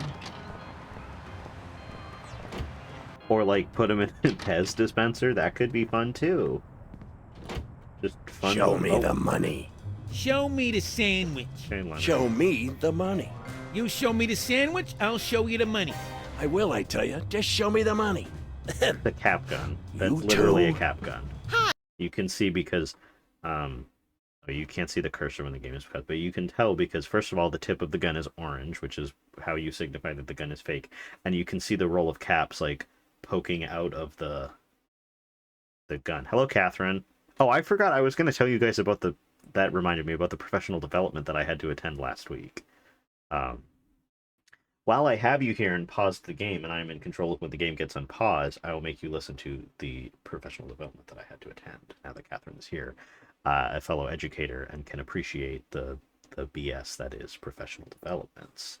So, it was an AI professional development. I think I might have mentioned this to someone. And it was about... Actually, hold on. I'm sorry. I keep getting distracted by chat. Today is just chaos at Pice's house. The 2-year-old has now removed her pants and is running around carrying them, shouting, "My pants! My pants!" That actually does sound like something I would do. That's funny.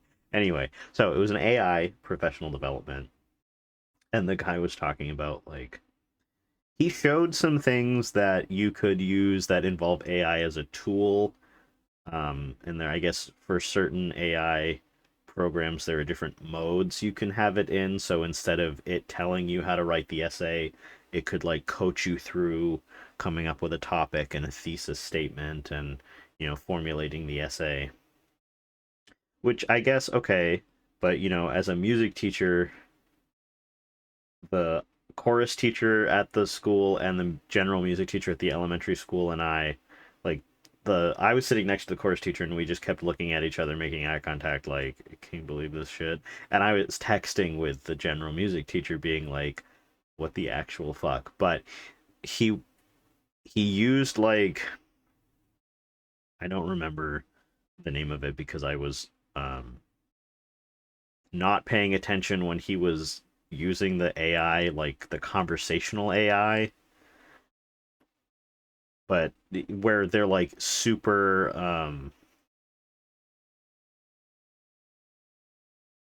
what is the word, like platitudious? Hold on. I think platitude. No, not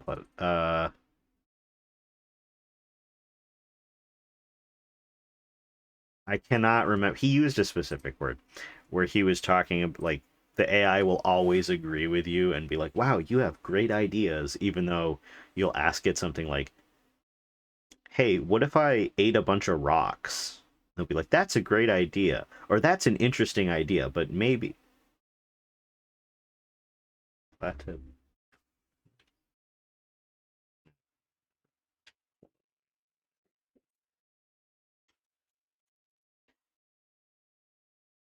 Now, that Catherine, that's not a word. I just put that into Google, and that's not a word. Anyway, so and he was showing like using pee pee poo poo ness. Yes, exactly. He was showing how you can like. He was doing stuff with like ChatGPT or whatever, but every time he would be like, "Hey, how's it going?" And he would always say thank you at the end. And I turned to the chorus teacher and was like, does he think AI is like a Ouija board? Like you're supposed to say hello and goodbye and thank it every time? And he actually addressed this. He's like, you may notice that I'm overly conversational with the AI. That's because some people are conspiracy theory about like when the robots take over, but I'm just hedging my bets to make sure that I'm not, the first against the wall when the robot uprising happens. Platitudinous. It is a word. Okay. So we were like, oh, okay. So you do think you are, trying to not get murdered by the robots when the uprising happens. Okay. If you were just open and honest about that, I think we wouldn't be laughing at you. We'd be like, okay, I mean, a little weird, but okay. But you're just hiding it from us.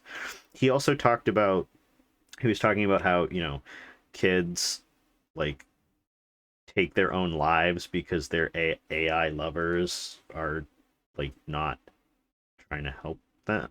I don't know. I was confused by that section. Like I've heard of things like that happening, but somehow he tied that into like you can't do like sexy talk with ChatGPT, it will refuse, but there is one that you can pay $80 a month for AI, an AI person to have sex with you, but not sex with you, to sext with you. Classic PD, weird and unrelated. Many of the people forced to be there. Yeah, it was a district-wide PD too. So the elementary school people were there too, and they were like, there were some elementary school teachers sitting in front of me, and I could tell they were like, what the fuck?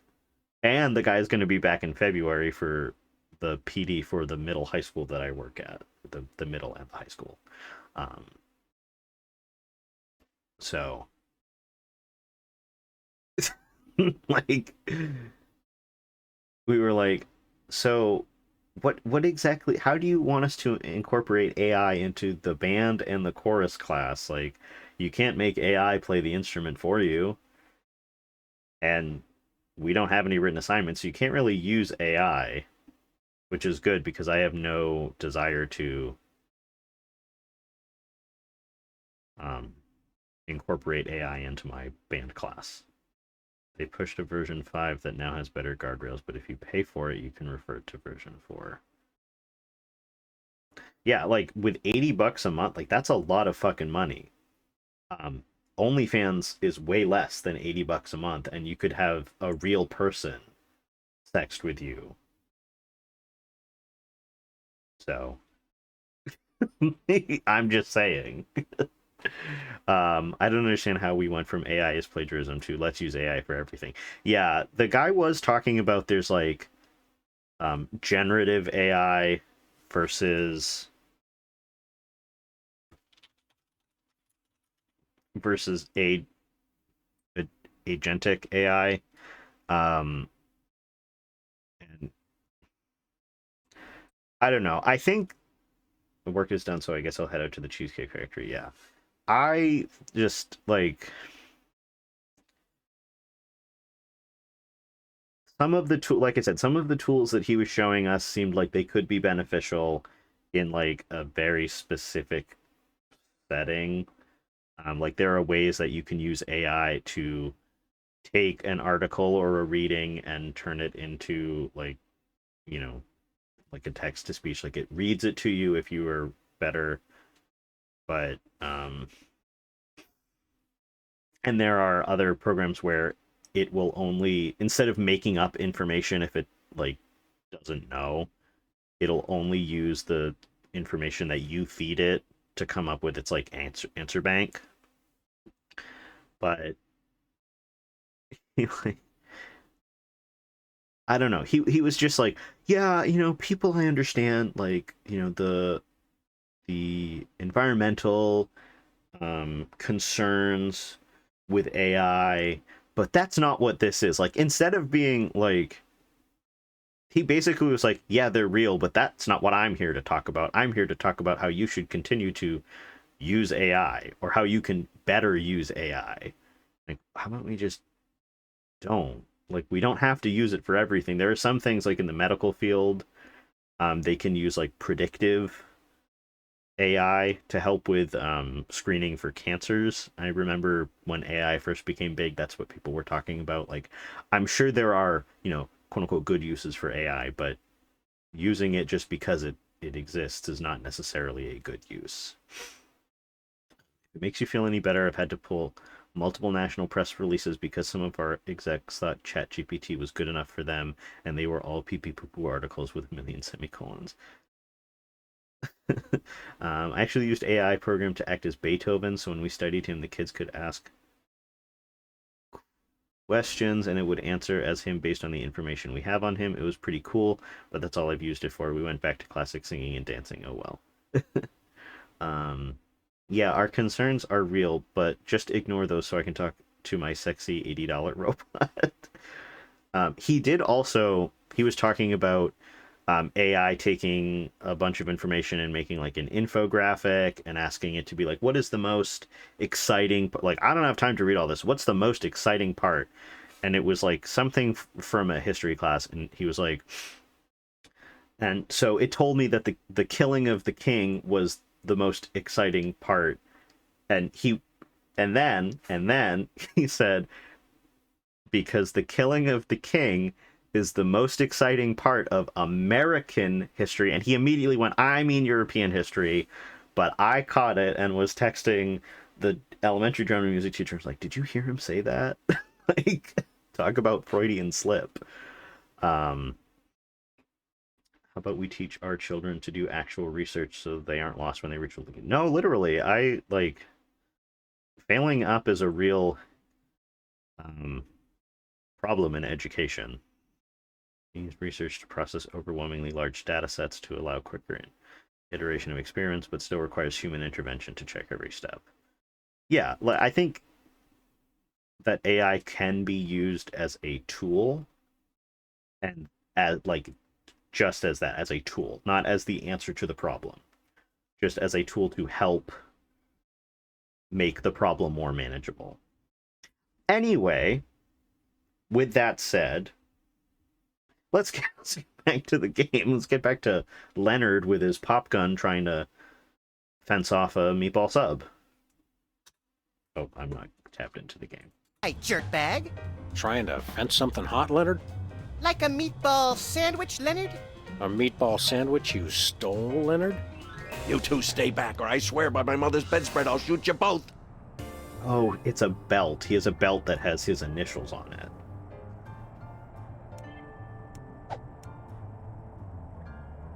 Thank you for the story in the small break. You're welcome, Slippery Fish. Excuse me, are you by any chance holding us at gunpoint with a harmless cap gun? Once a cheat, always a cheat, eh, Leonard? What? No. Sick him, little buddy. I thought you'd never sick. Ugh. Oh. Ow. Mama. Okay, Leonard, are you gonna tell us where the sandwich is? Or are we gonna have to get rough, her? Say rough, say rough. I'll never talk. There ain't nothing you can do to break me. Nothing. Does your mother know what you've become? Don't you talk about my mama. Wow. My mama's a saint. Is she the saint of sterno-heated fried food? Because if so, she may have another follower. Hold on, Max. I think we've just found our captive's weak spot. Which? His uninspired diction or his laughably bad grammar? Neither. I say we hit this cheatin' slime receptacle where it hurts the most. Right in the mother. You mean... That's right, Max. It's time to pull out the Yo Mama jokes. Yay! No, not that. Anything but that. Not the Yo Leonard, Mama jokes. Yo Mama's so fat. She's so fat. Oh, curdled goat's milk on a warm summer day. I can never remember the punchlines. That's funny. I remember all the punchlines, but I can never remember the setups. Well then, Max, I think we'll have to break this two-bit varmint as a team. Follow my lead. Eaten slime receptacle? I didn't know my ex was in the game. Alright. Here we go. It's time for the Yo Mama jokes. As somebody who works with middle schoolers, I am sad to say Yo Mama jokes are not really a thing. At least they have not come up in my classroom. Kids are losing so much of their critical thinking skills and honestly basic student skills. And one of those critical thinking skills are Yo Mama jokes, because I just haven't heard any. It's all about 6, 7, 6, 7, 6, 7. Why don't you spend 6, 7 minutes and come up with a Yo Mama joke instead? How about that? Wake that up. And also, they're like general humanity. Yeah, that too. Anyway, let's started using Yo Mama jokes a lot. It's so fun. Yeah. I can imagine. I might have to start using that. Just as a general response, like, don't do that. Why, or like, who says I can't throw my pencil at the timpani? Yo Mama. Can't argue with that. Anyway, let the Yo Mama jokes commence. Yo Mama's so fat.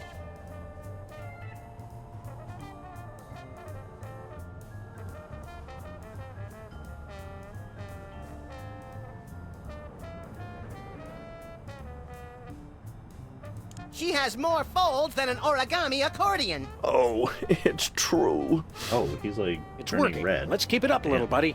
Okay, making grown men weep. A fun pastime for the whole family. Throwing a pencil at the timpani does sound like it would make a satisfying noise. It might make a satisfying noise, but I can tell you I would not make a satisfying noise. I think the entire building would hear me scream at a small child. Because do you have any idea how expensive a timpani head is? And do you have any idea how tedious it is to replace? In the grand scheme of things, it's probably not the hardest thing to do, but it requires a lot of prep work, and generally it requires a lot of gizmos that a band program might not necessarily have. Like, it's called a tension watch, which you like, I don't know why it's called a watch, because you put it on the head of the timpani and or a drum, and it tests the tension. We do have one. I did find one, but if you don't have one, it's a lot harder to determine if your drum head is put on correctly. Yo Mama's so thrifty.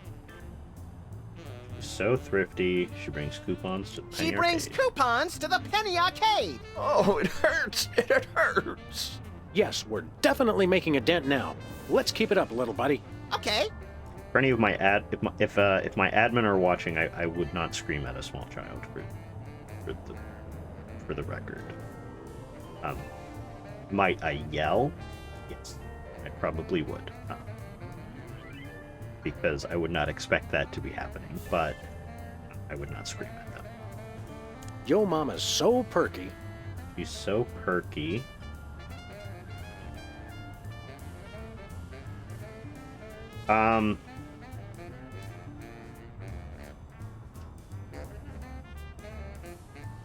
I was surprised. It was surprising to me when I found out how much it takes to keep drums in good shape.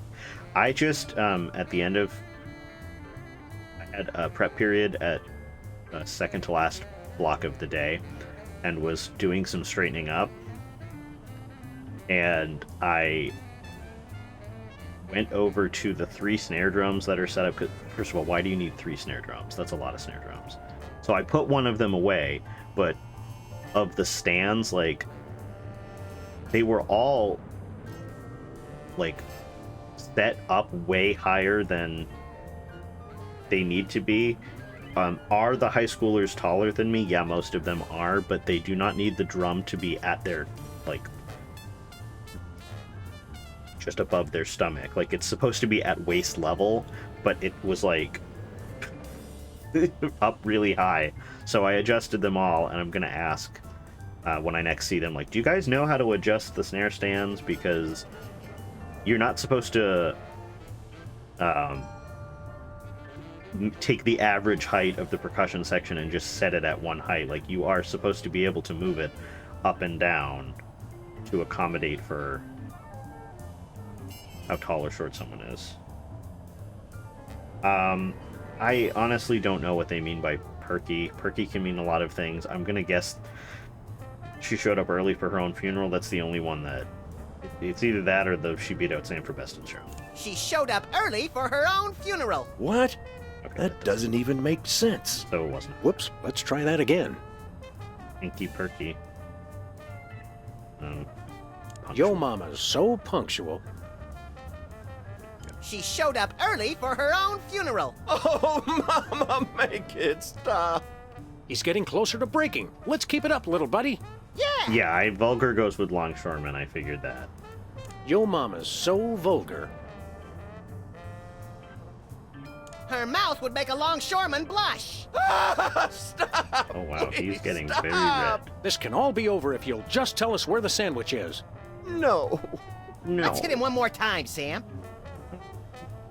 Okay. This one I know. There's something Yo about mama's nuclear so waste. radiant.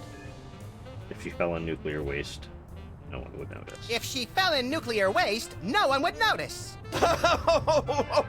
Okay. I'll tell you where the sandwich is. Just leave my mama alone. Of course, Leonard. We would never do anything to dishonor your dead mother. I never even took the sandwich out of the casino. I hid it in the prize slot of the one-armed bandit, and then took the one arm so no one could win it. Which brings us to the next question. Where's the arm? Where is the arm? Wrong answers only. I will be right back.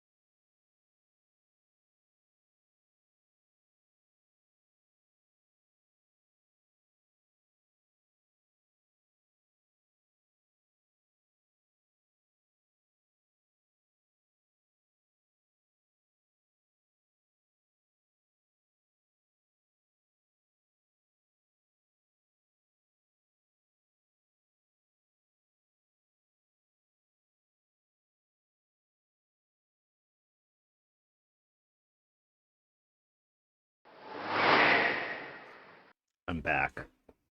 I have acquired that like biscuit salsa concoction. It is quite delicious. It's kind of like lasagna, but there's no pasta in it. And hello, Ethan. Welcome in.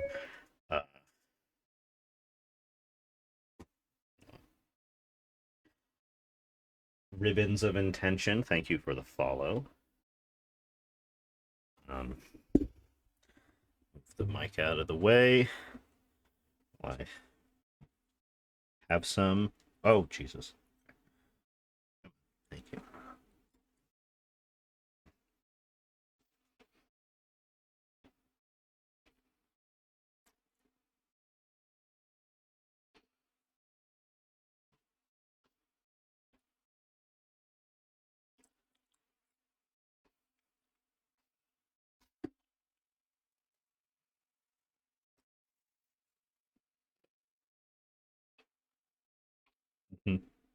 It was good. I won't make you watch me eat. I'll play the cutscene. Got it right here. Thanks, jerkbag. How did we not notice that before? I was too busy taking his cap gun to notice that extra arm. We'd best get back to the casino and win back that sandwich. See you around, sucker. Wait, aren't you gonna untie me? Hello? It's okay, I'm audio Guys? only. Jimmy? Okay. Anybody? So I'll just ASMR mukbang into the mic for you, Ethan.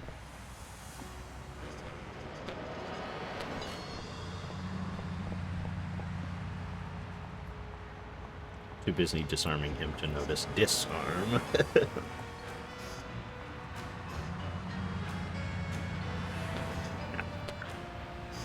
The only downside is I don't have a knife. So I'm just kind of, breaking it with the fork, which is working, but sometimes it's nice to have a knife.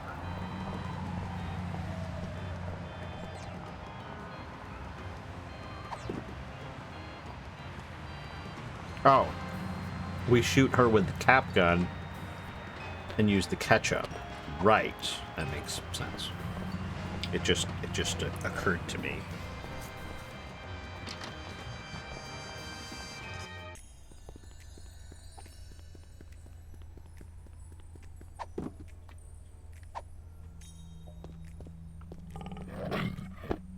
Oh my goodness, thank you! I'd lose my head if it wasn't attached. That's never stopped me.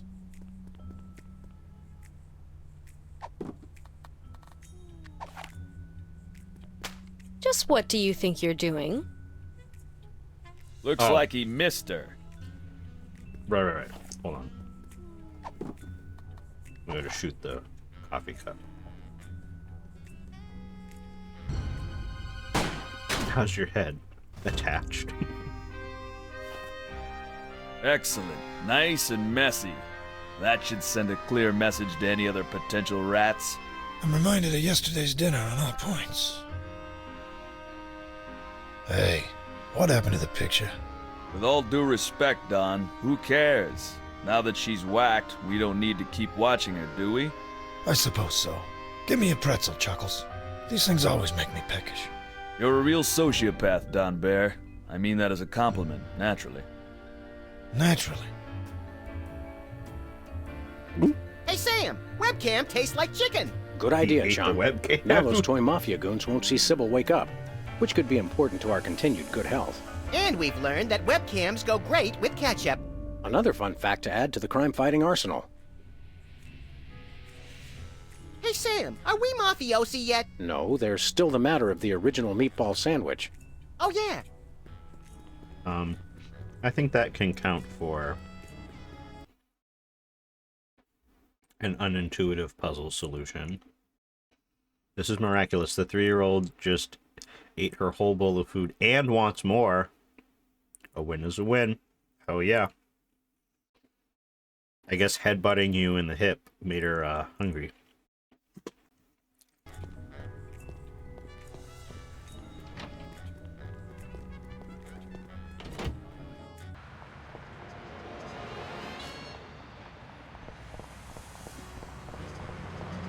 Where are we going, Sam? Thank you. Teddy Bear's Mafia-free Playland and Casino. Goody!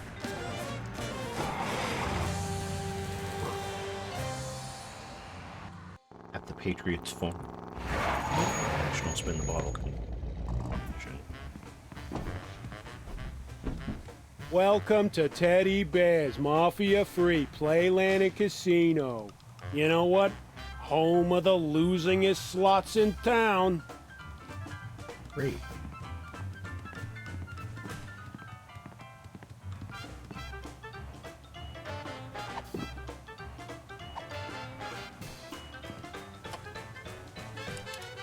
Presto, an unarmed bandit no longer.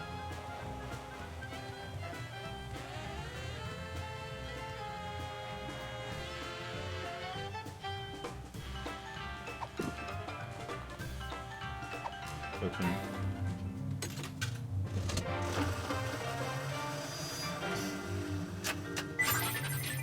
You're on fire. Success! Here's the meatball sandwich. Should we taste it to make sure? Sweet Tomaine, no.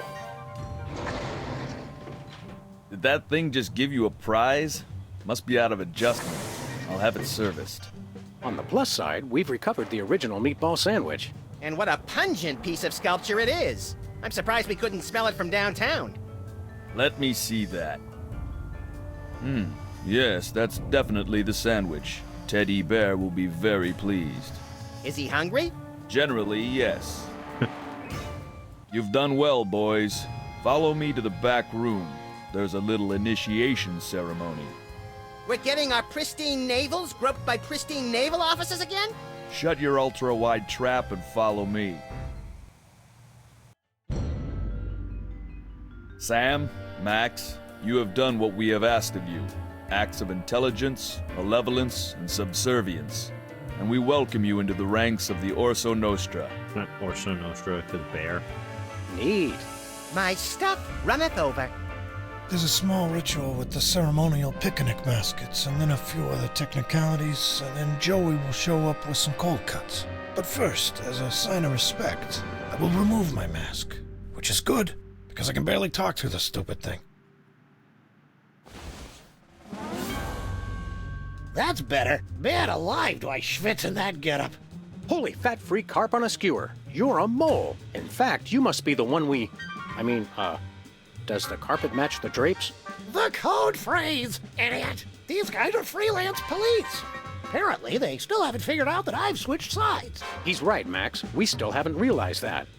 Wait, so I get that the mole turned traitor, presumably for the wealth and power that the toy mafia could offer, but what happened to the previous teddy bear? Or Ted E. Bears. For all we know, the original Teddy Bear choked on his own meatball sandwich back in '65. Yes, good point. Should we run now? Perhaps so. Get them! Head for the car, little buddy. Sam, I couldn't help but notice that a number of bloodthirsty gangsters are right on our tail. Eat lead, coppers. Yes, I saw that. What's worse, they've got those new bulletproof tires from Crime Mart.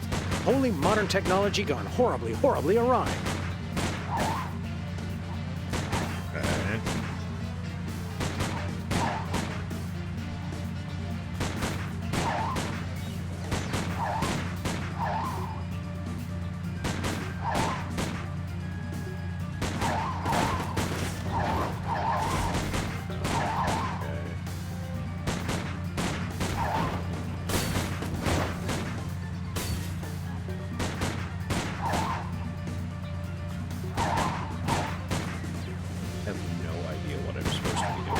Oh, wait a minute.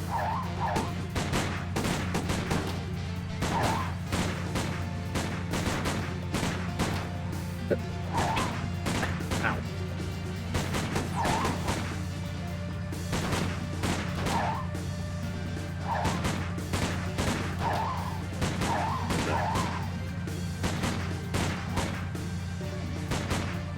Oh, wait a minute.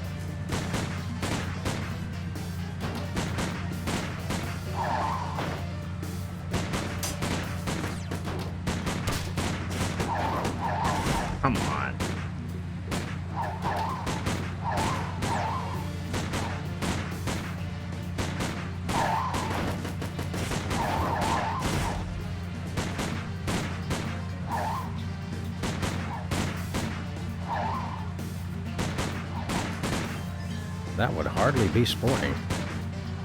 Okay, but they're shooting at you. I think in this instance, you're allowed to shoot back.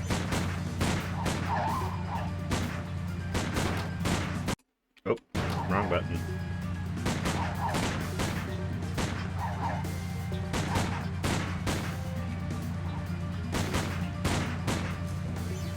This is not There we go. Doesn't matter of timing. Is that all of them? All but one. Teddy Bear himself. Let's go take down that fat little fraud once and for all. Good idea. Hold on, little buddy. Hey! Trying to decide if this bird has a wing or tiny booty cheeks. They are booty cheeks. It's a butt. Hey, the dawn is gone. Well, now's our chance to find out just what that traitorous mole bear is planning. These bullets You sound know, without that effects. menacing mumble, he doesn't seem Bullet sound effects sound suspiciously like a pencil hitting a timpani. capable of planning brunch, much less a dastardly master plan. Agreed. But in my experience, there's always something interesting behind any door that says, "Do not enter under pain of death." He's got a bunch of maps in here, with what looks like truck routes going all over the country. Interesting.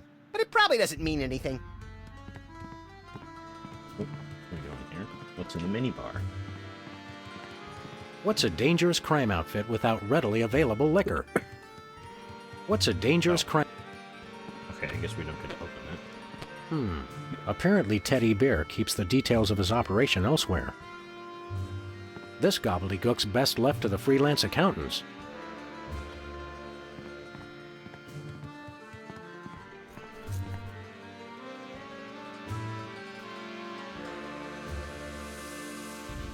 Figured it was a good celebration for Pius with toddler pantsless eating dinner in waning seconds.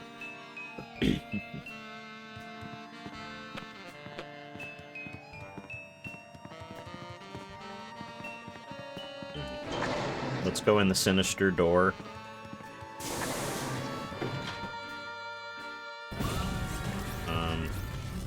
Close.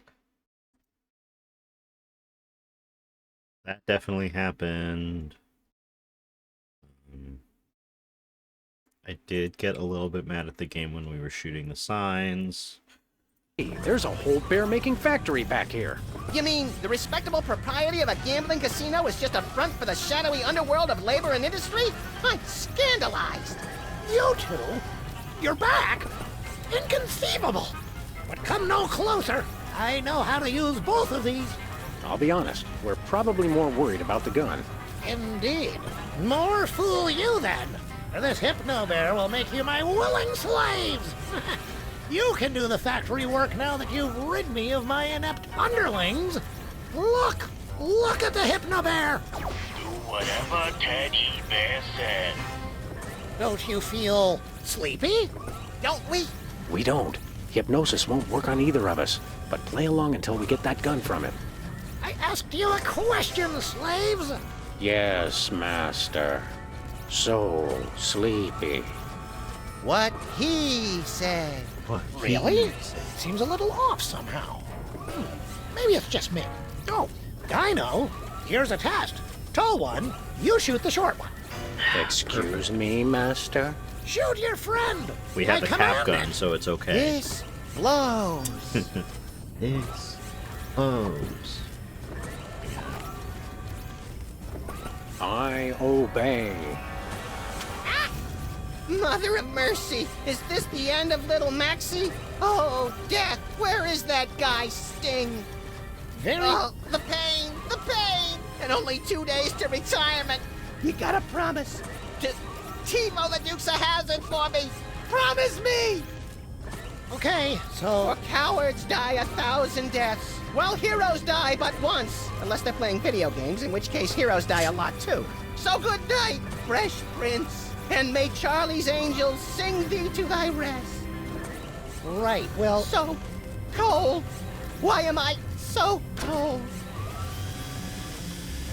Oh, whoa. He got Augustus glooped.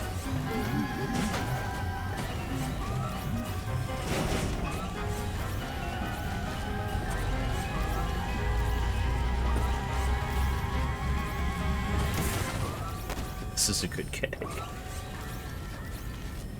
Okay, Good I mean, job, this is a Slave. good game, Just so. about ready to have you shoot him again. Yes, Master. Now, Slave, you run the factory while I read the paper. Just get the Hypnobears sorted for delivery. You can take them around later. Yes, Master. Good, good. Now I'm off to see what wry observation Fred Massett has for us today. Max, you keep playing dead. I'll figure out some way to bring Teddy Bear and his factory to their respective knees. I can't hear you. I'm dead. Hear you. I'm dead. Okay. Foxy Grandpa! This is quite a gizmo. Oh, okay, hold on. Thank you for redeeming Foxy Grandpa Casey.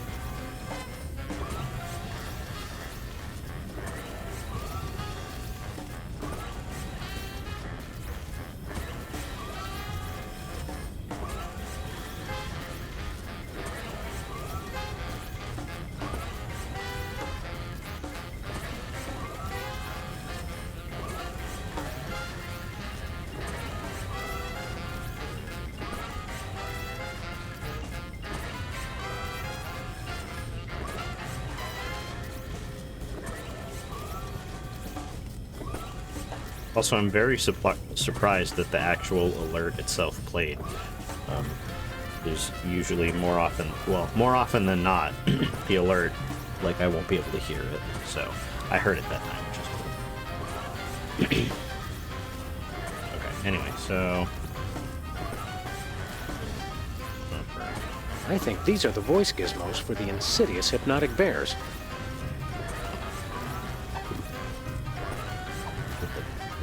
I can't listen to that. I think, boy. I can't listen to that. Okay. Oh. Screwdriver. Anybody got a screw loose?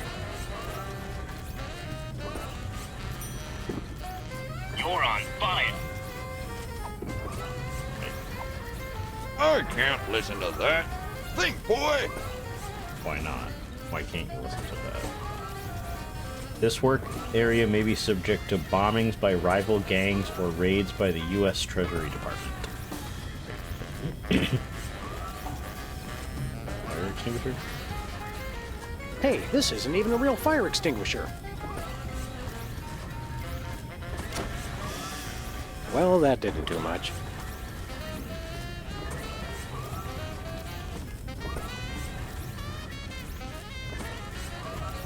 Insidious.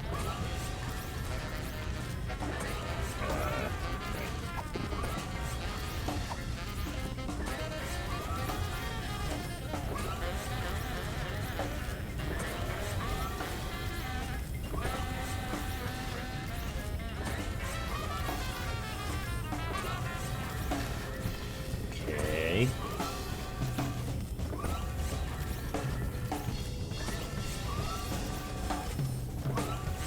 Okay, here's what he said. Oh, that Garfield and his lasagna! What a character! Thank you, sir. Right, right.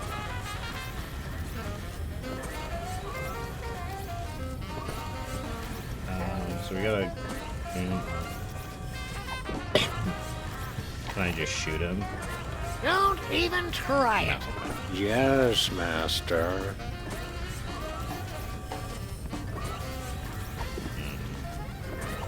Hated bears.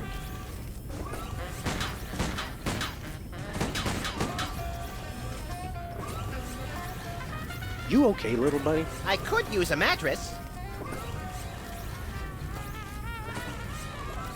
What do you think I should do? Take out Teddy Bear, and while you're at it, this bear-making machine. Maybe the whole factory. Even dead, you don't lack for ambition, Max. Stay put. By the way, I'm glad... Yeah. Me too. If being dead is half as boring as pretending to be dead, I'm never gonna do it. Maybe we can talk to him. Master. What is it, hypnotic slave? Something wrong with the machine? No. Then don't bother me. And don't bother me. Oop. I keep hitting the space bar. Maybe something with You're on Fire and the fake fire extinguisher. That's what I'm thinking too, but I gotta figure out how to get the guy to say... Well, that didn't do much. Oh, can I shoot him?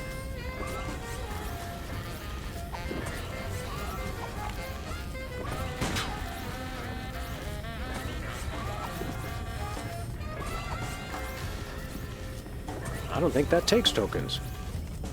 You're on fire. I can't listen to that. Think, boy!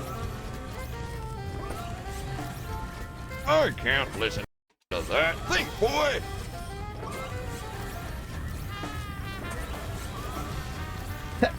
Excuse me. Nefarious. This is quite a gizmo.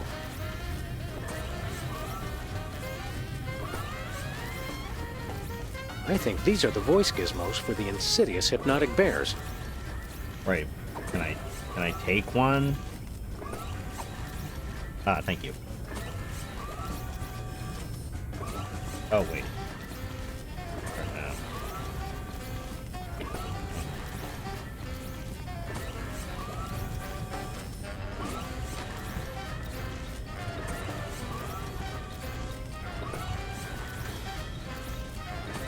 You will give all your money to Ted E. Bear.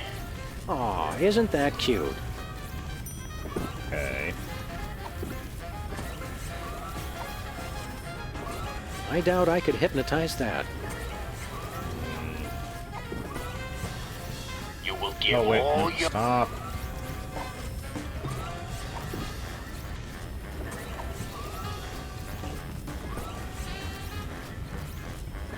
I wouldn't know where to begin.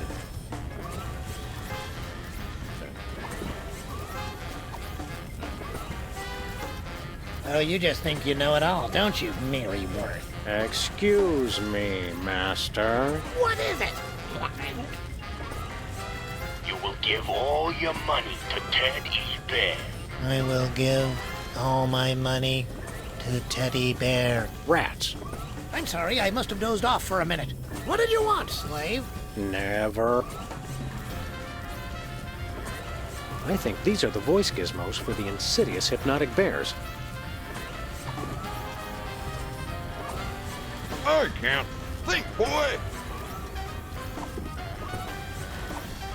I really don't want to screw that. Oh, wait. Duh. Oops. You're on fire. I figured it out. You're on fire. Shh.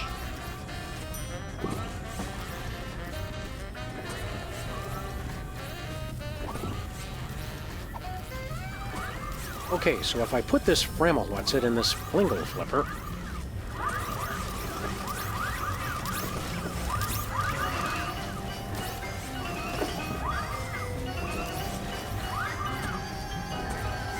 Oh, good, okay.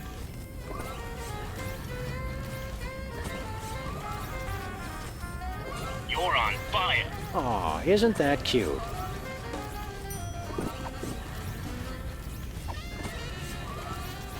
I know she's married now, but that Kathy is still smoking hot. Oh, Master. What is it now, slave? You're on fire. I'm on fire! Help, help! I'm on fire! I'm on fire!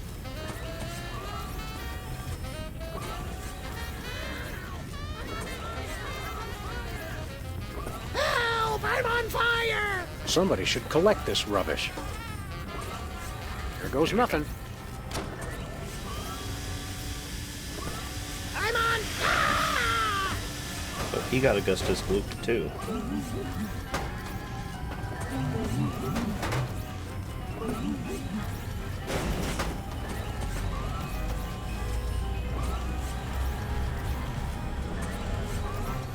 Nice work, Sam. Thanks, pal. I don't think that mole is as svelte as yours truly, though. In fact, look. Little help? I can't tell if it's comical or life-threatening. Who says they have to be mutually exclusive? I forget. Which color means I can't take my bath and body scrub with me? That one, run!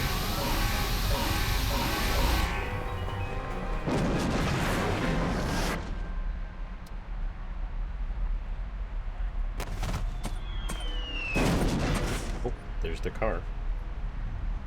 That's what I call breaking the bank.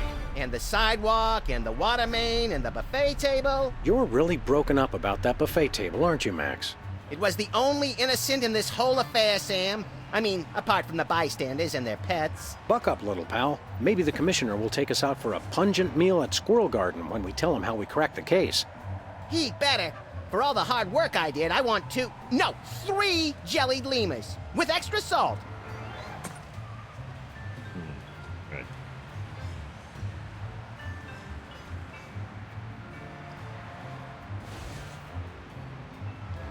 This is Secret Agent Chuckles. The factory's been destroyed. Repeat, the factory has been destroyed. Commence Plan B. He looks like Leisure Suit Larry. We just got an achievement for completing episode 3.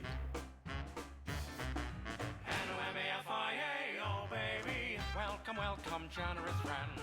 Days and weeks and tokens to spend. We're just regular businessmen, just you and me and Teddy Bear. Teddy Bears is oodles of fun, slots and sandwiches and poker and guns. And look, no mobsters, nary a one, with you and me and Teddy Bear. Not mafia, no. Mafia mug. We're mafia free. Black mafia, please. No shady leaves upon the family tree. J. Edgar Hoover always insists organized crime just doesn't exist. QED, they're not in our midst. Say Edgar, me, and Teddy Bear. Vegas E-Trip. No goons, no droppers, no grippers, no thugs. No dips, no clippers, no chipping, no lugs. No button men packing gats loaded with slugs. It's you and me and Teddy Bear. No mafia here. Black mafia, please. We're mafia free. No mafia mugs. Just doing business legitimately.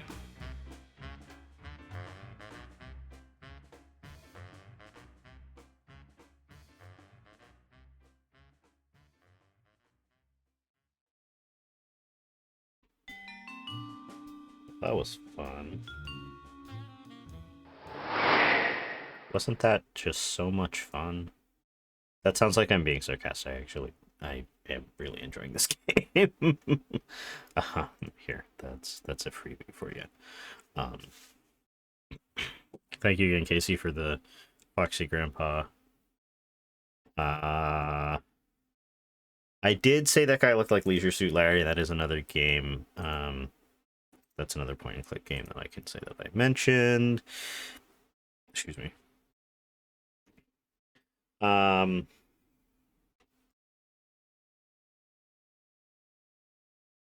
Catherine, congrats on your bingo. But have you ever heard of Unavowed? I have heard of Oh, Des, you didn't even need that. Never mind. All right, well, you know what? Here you go. For anyone who might need it, yes, Unavowed, Blackwell Games, Blackwell Legacy, Blackwell Unbound, Unavowed, all of that. There you go. There's not really any pixel hunting in this game, so I can't really call that. Oh, I did go piss chimes before I got my food, so there's that. Sorry, I'm mobile gaming, so I'm on delay, Austin. I'm coming for your spot. Ooh. These pretzels are making me thirsty. Thank you for the pretzels, Des. That's not... Oh no, I don't even have a sound alert bingo event, but thank you for the pretzels. They're making me thirsty. And Hotchkiss, congrats on bingo. Okay, last call. I'm gonna give you 10 whole seconds to claim any bingo.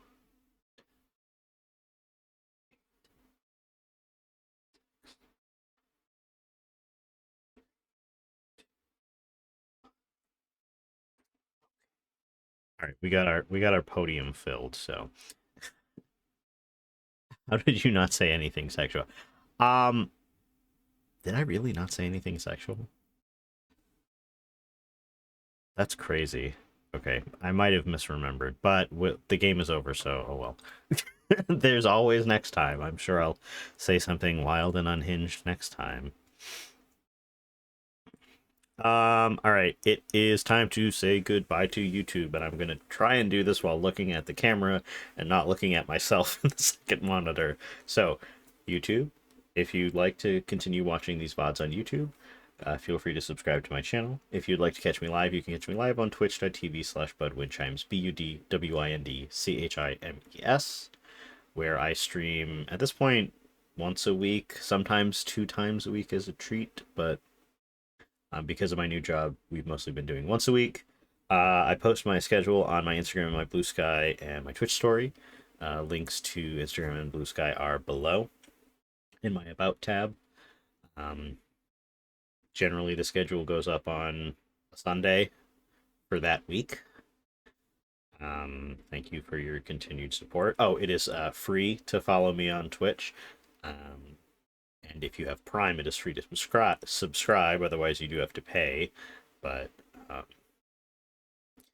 greatly appreciate any support you give, whether it be following, sharing bits, subscribing, or just subscribing to my YouTube. So thanks again, YouTube, and I will see you in the next one.